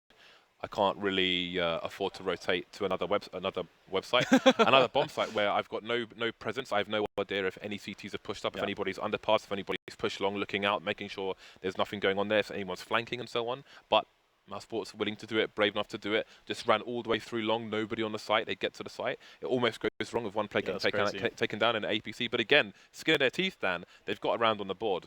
That seems to be kind of the tagline, the summary of this match. It's by the skin of their teeth. Just constantly in these spots where they've got a clutch. Just repeatedly. Because that was another round where Flipside had a massive advantage. So, I mean, I wonder as well, you know, to which point does this start to really frustrate and get to you? Because when you keep losing rounds that you know that you should win, that feels awful. Well, I'm sure they can focus on the fact that what counts is just taking it over the line here. They have a 2-round cushion. They need to take 2 rounds, otherwise Mousesports taking 3, or it's another overtime. Again, it's the people to 22 rounds. And let's not forget that the loser goes home. That's a really big deal. These guys are playing under immense pressure in this position. Yeah. And especially if you consider the situation in the group with Luminosity and NIP, a weakened NIP, that's likely the team that the winner of this will be up against. So there's a legitimate chance to get out of the groups for the winner of this match. Also, Dan, yesterday evening, catering had ribs. So you definitely don't want to go home. Also, there's $1 million at stake, but I mean ribs. All right, Flipside going to be on the T side now.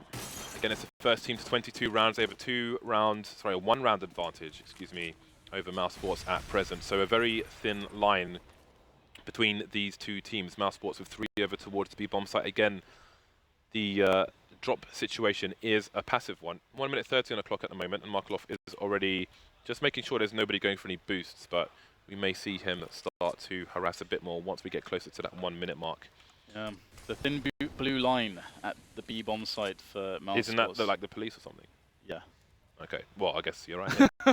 Well done, Dan. That reference game. Well, it seems Mousesports are looking to punish Markov when he starts to move in, and indeed he is moving in. Can Mousesports hold this? Well, there are the initial grenades to try to open up some space here towards drop. And Nico, ooh, grenade in his hand, but Spiddy's got him covered. That is a nice save right there. However, Flipside will still move into the space created by drop. There is a smoke down, and that should help out a little bit. But the play is coming towards that B-bomb site now. And what is this? Spiddy able to just drop Blade. And now it's 2 players left here for Flipside Tactics. They've got Welded and Shara on the bomb site. Shara's got to clutch his life out right now, and it's only 1 frag. That's not good enough. Welded doesn't get anything done. And already, Mousesports pick up that needed round right off the bat. And Mousesports, they are in trouble. Again, it's the first team to 22 rounds, so both teams need to win both the remaining rounds. Otherwise, overtime continues. We have an AWP onto both sides. Well did it with the AWP. Chris J with the AWP. That was a massive failure from Flipside. You can see that Mousesports have made adjustments to Markolov's play. Again, I mean, it's pretty much every round. Around 1 minute, he's getting into drop zone. That's almost a fact. Now, does Blade have a plan B? Because it seems that finally Mousesports have solved that problem. Yeah, it's quite interesting to see now. I mean, Markolov's on a 40 bomb. Yeah. Just from jumping into drop every single round. So can they adjust and still have him be as useful? Yeah, it's going to be interesting to see whether or not, as you say, things do start to get really weird, because we've entered that amount of overtime where both teams are like, okay, well, the thing that we had, which was kind of working, now the other team's kind of adapted to it. So now we're in a spot where we don't know really what is the best play, as all these adaptations are occurring on the fly from both teams. But here it is, as you mentioned, Markov being that key man for Flipside, getting into drop all the time. He's trying. He's back to the old tricks. There is the Molotov. Spiddy, he's got no escape at the moment. That fire is right behind him, and there goes the flashes in. And Spiddy's going to go down to Markov once again. Markov getting the key openings into this round for his team, despite getting traded by Nico. He's thinned out the defense early on enough for Flipside to still abuse and take the early advantage. Well, then it's been flashed onto the plateau area with the AWP, which is obviously an expensive investment to go over towards B, which might draw more Mousesports players once he makes his presence known. You can see Flipside are actually moving over towards the A site with the rest of their team. And maybe Nex is reading this. Blade gets taken down with the bomb as well, which means it's going to be a full rotation. Nico, though, taken down by Welded. Can he get to help his team in time? Down goes Dennis. There are 14 seconds, though, for the bomb to get close to the bomb site. I don't think that's going to happen. 10 seconds left. 2 CTs and 2 Ts. Shara needs to make a gauntlet run to the site itself. Otherwise, they're going down. He has no time to plant the bomb now. It's too late. They almost take Nex down, 42 HP, but they're not going to do it. He hides around the corner just in time. Shara trying to get a little bit of bonus money left, but it failed. They failed, and Mousesports are on match point. This is such a ridiculous match, to be honest.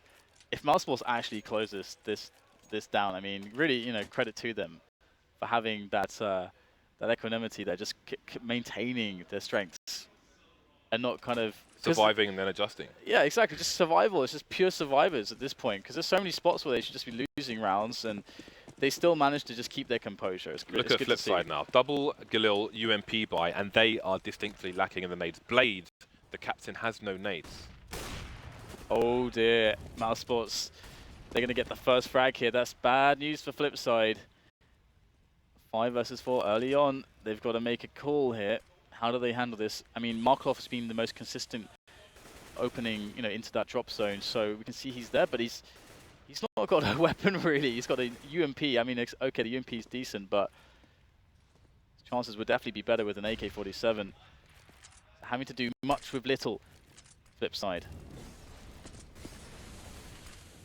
This is even before that pick came in. This situation, just the lack of nades, is humongous for a team like Flipside. That is a monumental disadvantage. The pick comes in as well. They've got 1 minute on the clock. I mean, is this a situation they can plan for? I don't think so. Markolov is quite handicapped, as you said. Just standing above the drop, can't really do much. 45 seconds left on the clock. Still no indication as to where the bomb might go. Blade doing the reconnaissance mission towards A. The crazy thing is how passive Mousesports are. They are all the way back in their setups towards B, and they've got 2 players in connector. They're playing it really safe at the moment. And there you go. Nico's in with the first kill behind the statue, so it's going to pan out for them. Right now, Flipside, to save themselves, need the most ridiculous of shots. And Nico is just picking them apart one after another. Finally, the trade comes in. Shara is trying to get it done. 2 versus 3 now as Blade picks up a frag, evening the situation. 15 seconds left, and the bomb goes down now for Flipside. They have a chance. Dennis coming into the flank, loses the 1 versus 1 to Blade, so they might not be out of this yet. It's left down to the AWP star, Chris J. He knows where Blade was. He should have a good inkling as to where he might be. Behind the boxes, the smoke goes down. This is going to be very interesting. Blade, his head is shown, and we are not done yet. I don't know how they won that round, Dan.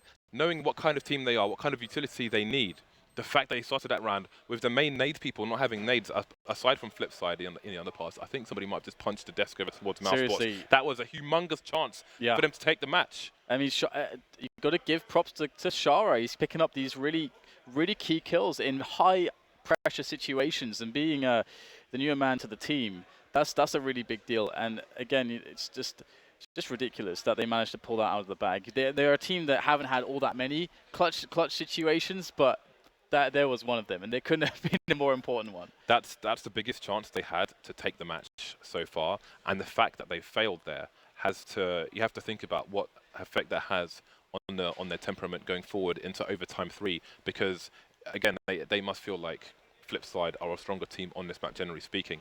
You know, so many rounds just come down to little things here, and I mean, they got the pick, they played it well.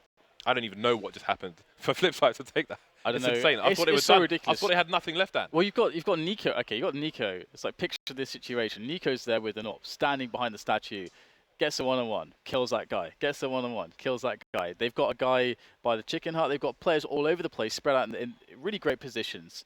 Somehow Shara walks out and kills 2, just to allow Blade to win by the skin of his teeth a 1-on-1, and then you've got a 2 versus 2. That was completely insane. That from Shara and Blade to be able to create a situation there, especially considering that Mousesports have been the guys that have been clutching with the individual skill. It's a crazy match, and I'm just happy that Mousesports seem to have composure no matter what, despite the fact that in that last round they lost that one. But generally speaking, it seems hard. Which team can you favor based on what in this situation? I feel like Flipside put themselves in better spots like more of the time. Yeah. But fail individually more of the time, and that's the difference for me. Like for me, I feel like you know, clutch situations are surely going to run out at some point, right? So I would have to favour Flipside because I feel like they've played a stronger game, generally speaking. But the problem is, we saw that Mousesports finally adjusted to the T play of Flipside to Markelov's play, but then Markelov adjusted as well. It's like, okay, normally 1 minute I'm dropping down into the drop, but no, I'm just going to shoot you from on top instead. And who knows, that second duel could have gone either way. So yeah. And you know what's interesting right now is that Flipside called the timeout, so into the third overtime. Let's use that timeout. Let's say the timeout for the third overtime. Oh yeah, guys. we have a timeout. Yeah, let's use that. So obviously Flipside is starting off on the T side in this overtime, so you get more ability to dictate the round if you're on the T side, obviously. So that overtime is really going to be beneficial. But I don't want to say too much tactically about what's going on between the two teams, because I think someone might have a toilet break or something, and not everybody has headsets on at the moment, so we'll have to keep it a bit vague. Right. But yeah, I mean, Flipside definitely look like a stronger team, but the clutches are just bananas. I mean, how do you just hold your nerve with all this madness going on? It's crazy. You need a lot of experience at a tournament like this, and again, we can't forget that the winner of this can very likely beat NIP in, assuming that NIP losing against Luminosity. I mean, Luminosity have lost against NIP in groups before. I think it happened in Katowice. So, assuming that, let's say, NIP does go down, right, which is the lowest likely scenario, that's a very winnable match, considering that, Pitt is not there and Threat is replacing him. So it's a weakened NIP. So the winner of this match could very, very realistically have a win there. Right, we're going to have a look at the last round and the 2v3 situation, so we can have a recap and try and figure out what the Blazers happened. So we have a 5 versus 2. Shara gets 2 headshots over towards the B-bomb site. Blade comes in for the flank and takes down Speedy while he's trying to trade frag Shara, leaving it into a 2 versus 2. And this is a situation where we basically have Dennis charging in, gets shot in the head. I mean, he wasn't in a position with Chris where they could really try and go for trade frag. So he just comes charging down main. To walk. Exactly, he had 40 seconds. Yeah, he just comes in blazing in like a car with no brakes. So perhaps there's something to be said there, because obviously he's giving Blade sound cues there. But that's the thing that you're talking about as well. The pressure, right? That's a kind of a mistake. That you feel the urgency because you're like, oh my god, if we lose this round, you know, that's kind of situations like we could just win here. You know who charges around all the time, Dan? Who is it? Producer Reese. Okay, 21-21. We're looking for the first team to 25 to take this match, although who knows, maybe we'll be in overtime 4. Maybe we'll die in these chairs, Dan. Who knows? 3 people over towards the B site for the CTs once again.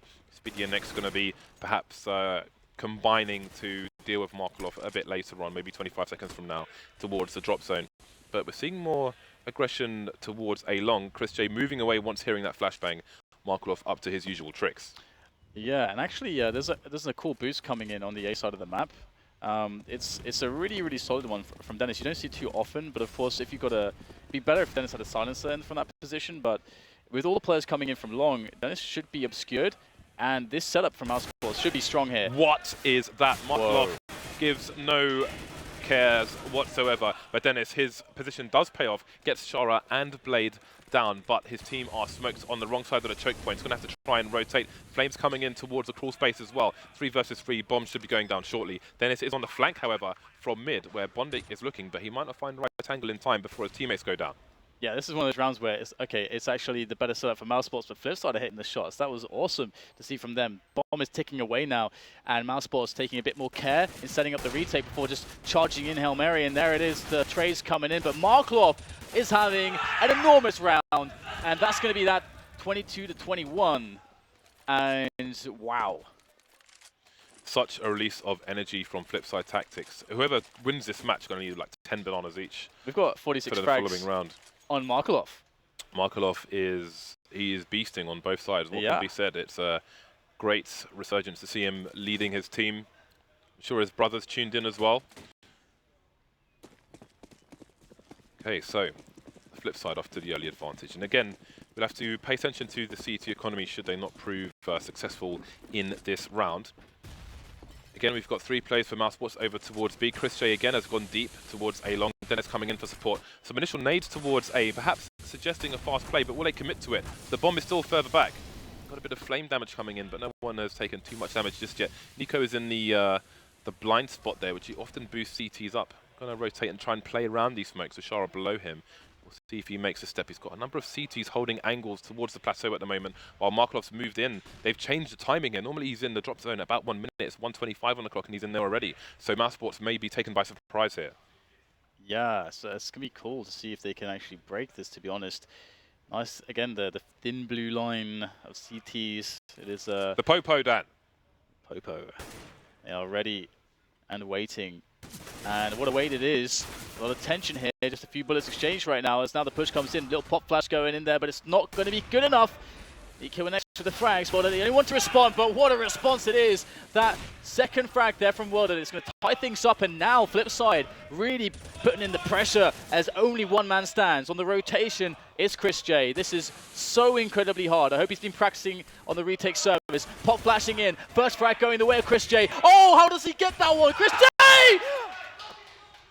All 3 kills. What a clutch coming in. That's what we're talking about there from Mousesports. Chris J, he's alive. It's not just Nico. He's turned up to this match, James. And that is not just a much-needed win because of the score, but also the money. Even with the win, Mousesports have, I think someone bought 2 UMPs. There must be one on the floor. Spiddy's going to be rolling with a UMP, but they've managed to get rifles in as well. But that is a completely bananas clutch. That smoke on the door is basically the GG smoke, but he manages to get a flash, gets a 1 versus 1, then gets 2 more 1 versus 1s, and away we go. 22-22.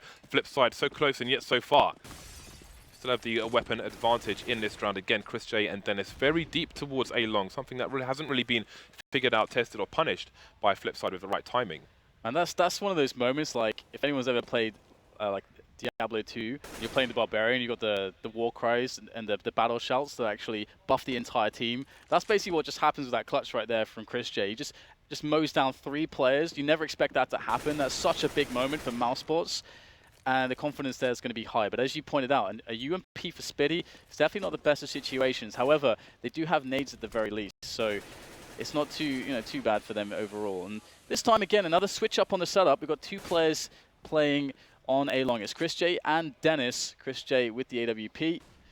Let's see if they can win that battle, because Bondik is going to come in here. This could be bad for Bondik. If he peeks without a flash or anything at all to help him out here. The longer this goes on, the more heartbreak will be delivered to one of these teams.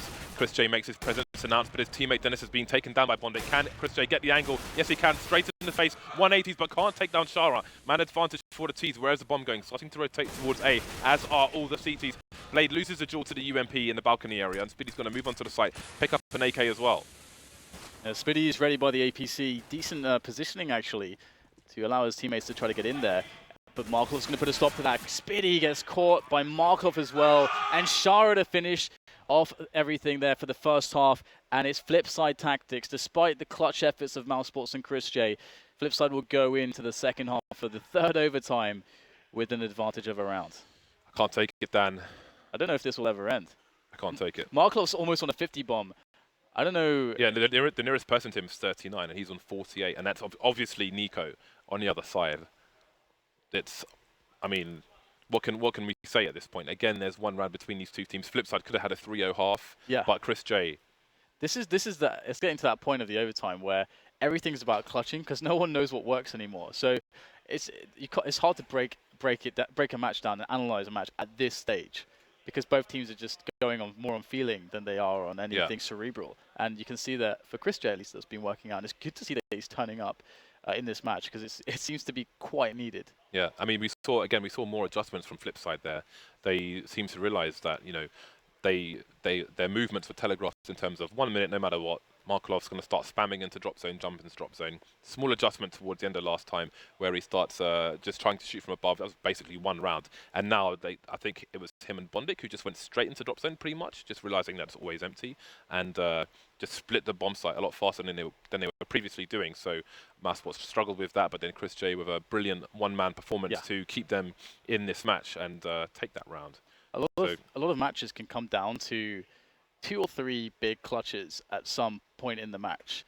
We're having a match where this is there's clutches for days. It's repeatedly happening. Like, if we look at that situation there with Chris J, and situations before where we had the Shara Blade combination, where Markov's been going ham. There's loads of different clutches, but that one there, okay, Chris J gets that, and that means that Mousesports are only 1 round down now, which in this kind of format is a really big deal. It is, yeah. It's a big deal. So Flipside are going to be on the CT side now. We can see what adjustments Mousesports have to offer on their T side. It just keeps going round and round. At this point, it's like adjustments. Like, I don't know what. It's what at this point? It's a strat tombola now. It is, exactly. Basically. Yeah. Go put pieces of paper and see what comes out, and away we go. So an AWP onto both sides. We've seen the AWP switching between Chris J and Nico. Nico holding it towards platform. That's on the CT side. On the T side, it's of course going to be Chris J holding an angle towards long A at present. Blade is going to be towards long A, but I can't imagine he's going to give Chris J a kill in said position. Well, that it's currently holding around the connector door, looking towards mid, also looking towards drop, as they don't have anybody there. So it's going to be Blade with shared responsibility towards long and mid as necessary. 3 Mousesports players headed in that direction. Blade's been using some very creative smokes towards the A bomb sites to try and funnel would-be pushing T's, in various directions, and it's worked out quite well. But we'll see if he has enough in the inventory on this occasion, because he's got 4 people coming his way. You can see he starts to get the nade out with a certain timing, minute on the clock, and Blade is prepared to create some walls.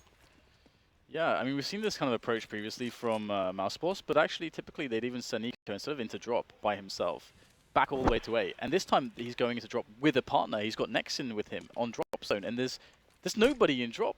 For Flipside, it's completely open, and Nex is going to be left in there. Nico's going to sprint back. Nex is going fast into connector by himself there. Markov's on the angle, of course.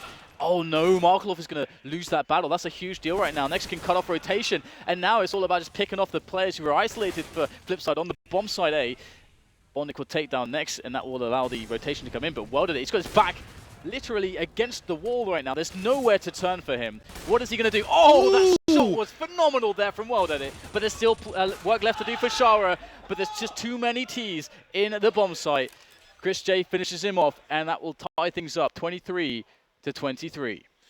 Like people in Thorin's basement, Dan, we're all tied up. 23-23. It's the first to 25 to take it now. Again, one team will need both rounds. Otherwise, we may be here yet longer, Dan. Yet longer. Orbs continue on both sides, but the CT economy is going to be quite strained. Well, that it's already down to $0. There's basically nothing in the bank for the CTs. They have to take this round, and they have to take it in numbers. Otherwise, the UMPs might be coming out again. Yeah, it's going to be Chris J wants to give him the orb and the bomb. We've seen setups like this previously. Nico harassing towards the B side of the map by himself.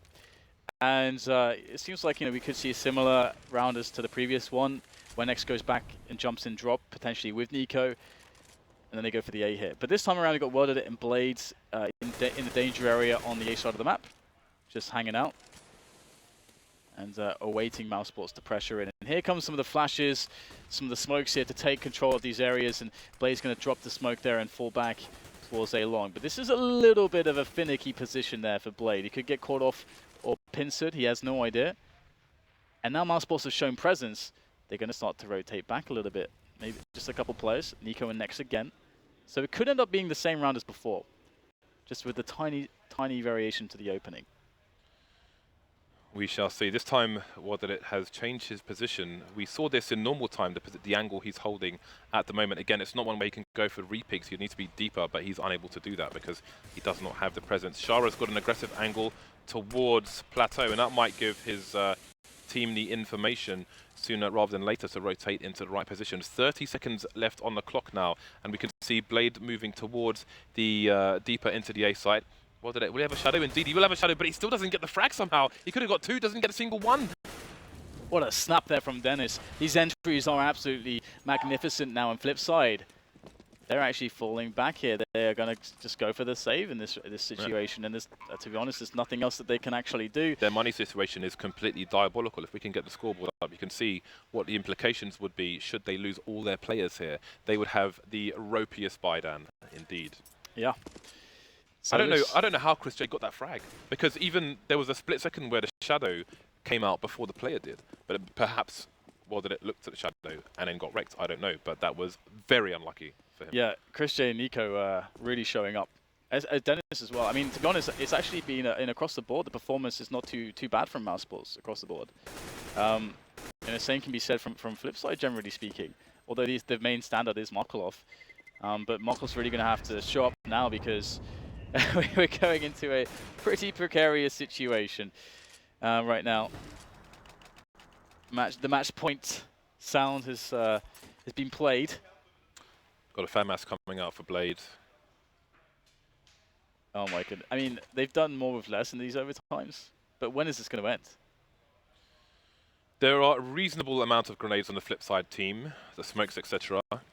But again, they don't have the AWP onto World this time. World it's been reduced to FAMAS, so we'll have to find out if that plays a part. Do Mousesports go for basically the same round again? The bomb is already headed towards A long, so it seems if it's not broken, don't fix it. Might be the way that this round goes. I think World it's been boosted, actually, indeed he has, with the limited weaponry he had. Yeah, so again, this is... I'm just trying to see what kind of variation to the strat they have this time around, because previously they lost 2 rounds. Mousesports ran the same strat basically twice. There's a small variation, but basically the same sort of stuff, showing the same kind of presence with Nico and Nex towards the drop area and the plateau, baiting out all the nades, obscuring the hit away. And this time they've got Chris J with Nico towards the B side of the map. You see Chris J looking for that opening. And we haven't seen this too much, but he's usually quite good at getting these picks. And if he is able to get a pick, then that'd be great. But time is starting to run low. So with no pick and the time as it is, looks like Mousesports are going to go for a B hit. Everyone's moving in. Nico's by drop. This looks like a good setup for Mousesports to win this round and match. Yeah, the CTs have just actually replenished the smokes they had down, and there we go. The last one is put in place. So it's going to be the entire Mousesports side.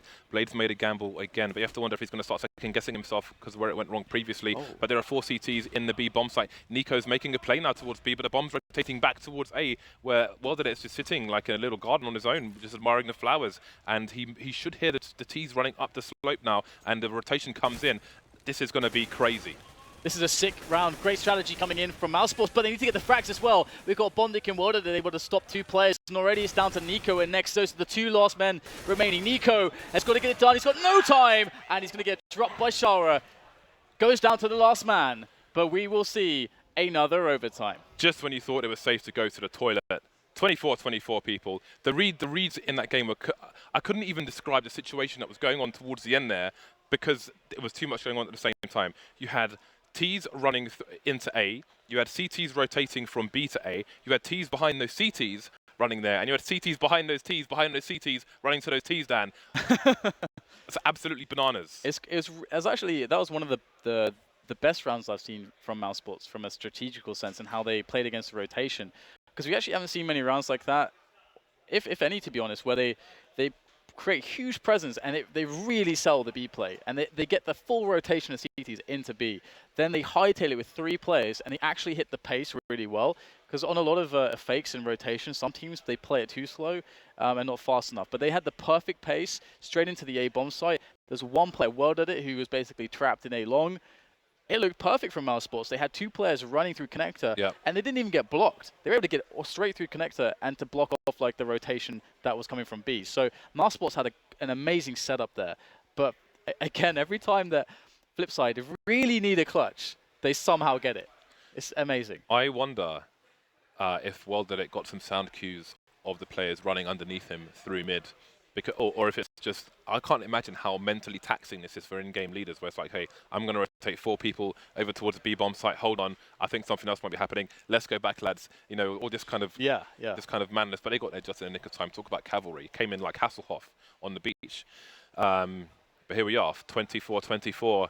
I don't know, because earlier on you'd say that Flipside was a stronger team, but now both teams are continuing to adjust. We have seen some good adjustments from both teams actually on their T side. We saw good adjustments, again, the drop zone being taken faster by Flipside, but then Mousesports have made adjustments as well. They read a weakness in the setup of Flipside towards the A-bomb site and have exploited that time and time and time again. But now Flipside have a chance to think about, their 2 minutes to think about what happened there on our CT side, because they will continue now on their CT side, which is just about to start, and Mousesports will be able to continue their attempted assaults on the A or B bomb sites. Overtime 4, Flipside Tactics versus Mousesports. It's the first match of the day, and it's not Chris J this time. It is Shara.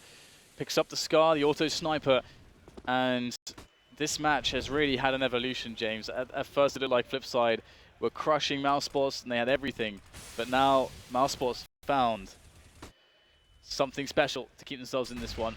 24-24, unbelievable. So far, Mousesports with 4 players towards the A side of the map. Well, they've changed the A long setup now, where you had World holding an angle with an AWP. Now you've got Blades holding an angle, but he doesn't have an AWP, and World is going to get taken down with no answer from the CT, so this adjustment has not worked out for the CTs whatsoever. Down goes Blade as well, so it's going to be a retake with an auto sniper and 2 M4s. I don't think this is going to work out for Flipside here. Bondik is trying to reposition. They're smoked off as well, and you have to wonder if they have to save here, because they don't really have the utility. They've got 5 versus 3.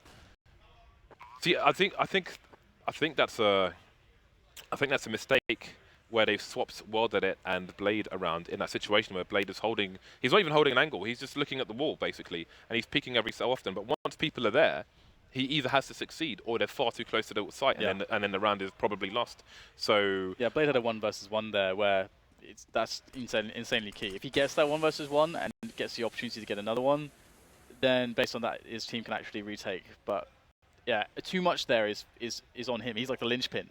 Yeah, they have too hard. Yeah, they have no information, and they're not in a situation where they can wreck fast, like with an AWP, for example. I mean, in the previous situations where World got picked by Chris J, he should have got the frag there. He had the angle. The shadow comes first. He should get the frag there, and part of it's like a confidence thing as well. You should know that most of the time he's getting that kill and leave him in that position. Yeah. Or mix it up again. There was one where he was closer to danger, and he could re-peek for days and just wreck the whole team. Well, we'll have to see whether or not the auto sniper can come into play in any sense in this round. As Mousesports once again are going to win the first one of the 4th overtime.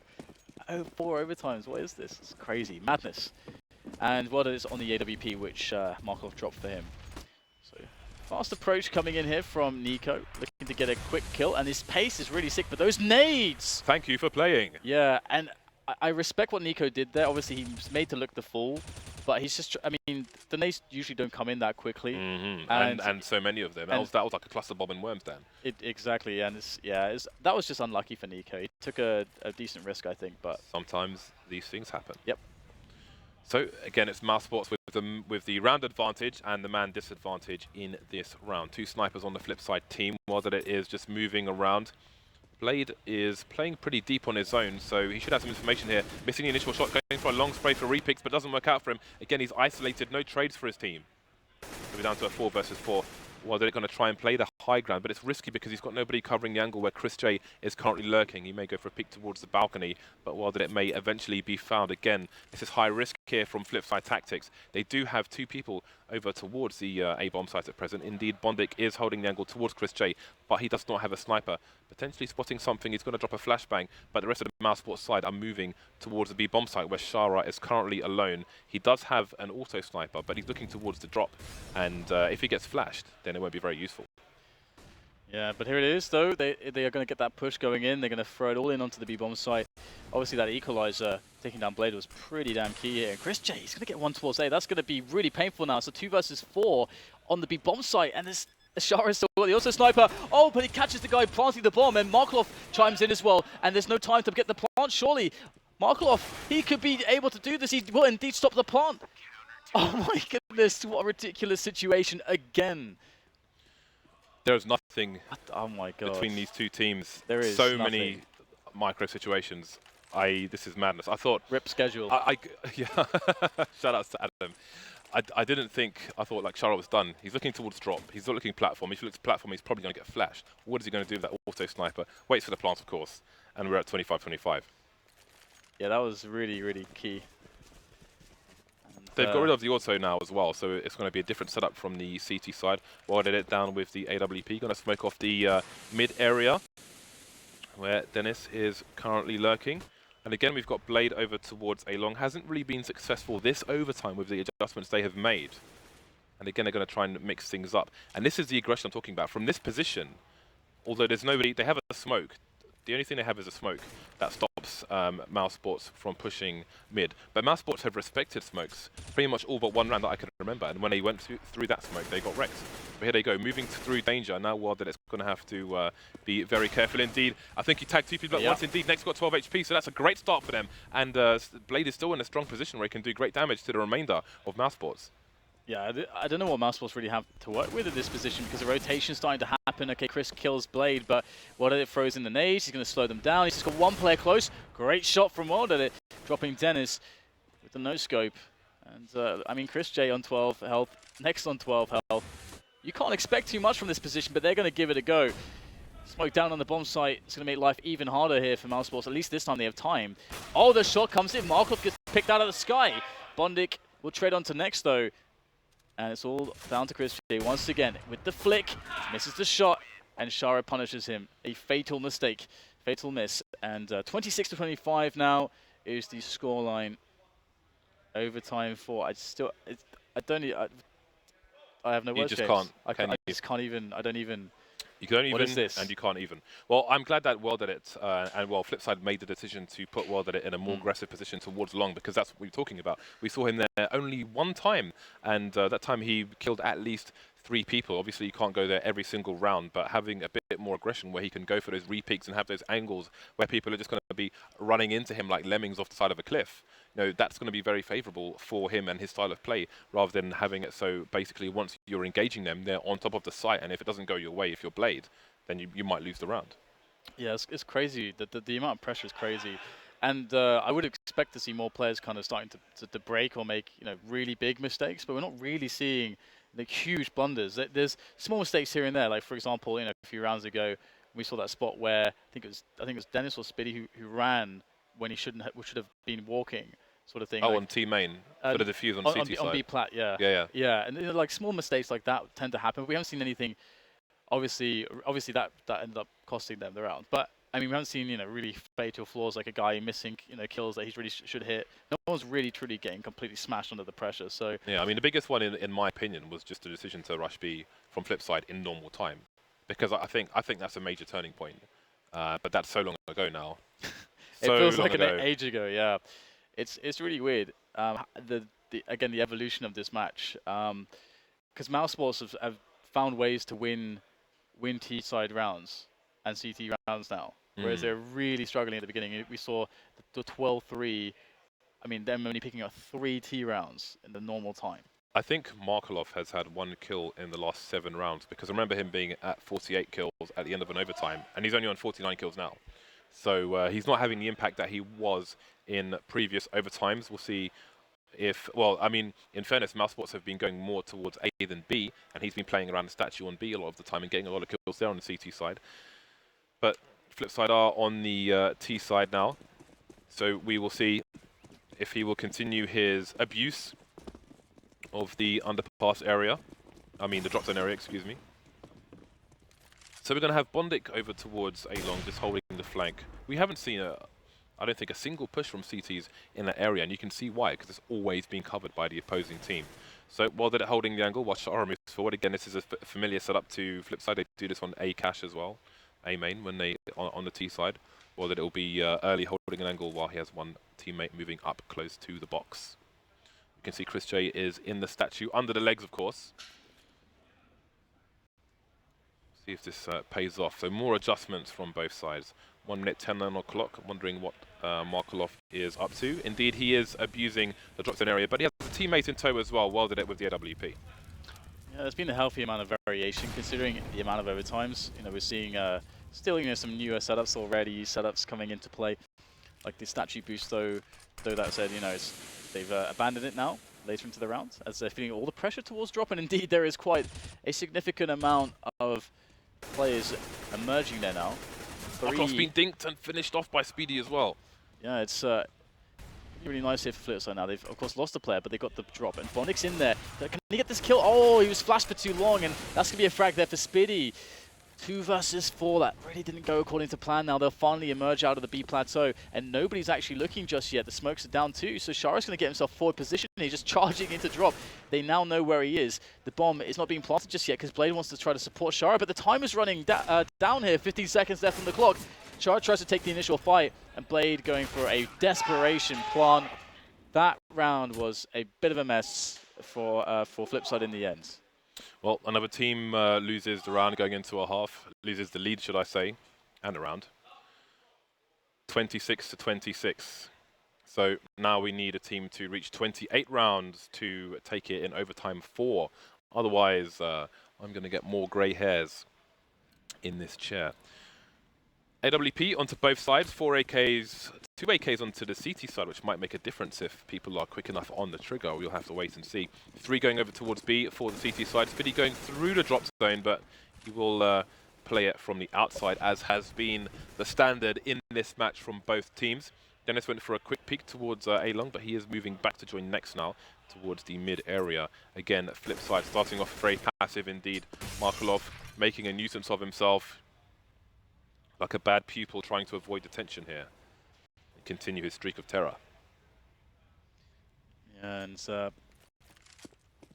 we've got the double setup from Speedy and Chris at the end of plateau. So again, variations on the setups. And Nico, instead of playing not nearer the tree position or so, due to that setup, he's holding connector because there's no presence otherwise in drop. And Markov has been such a, as you say, a terror towards that drop zone. It's quite surprising. Speedy's going for the push on B plat. This is very aggressive. Typically, this is hard to pull off, but Speedy's going to get the aggressive frag. No trade coming in, and he's going to fall back to safety.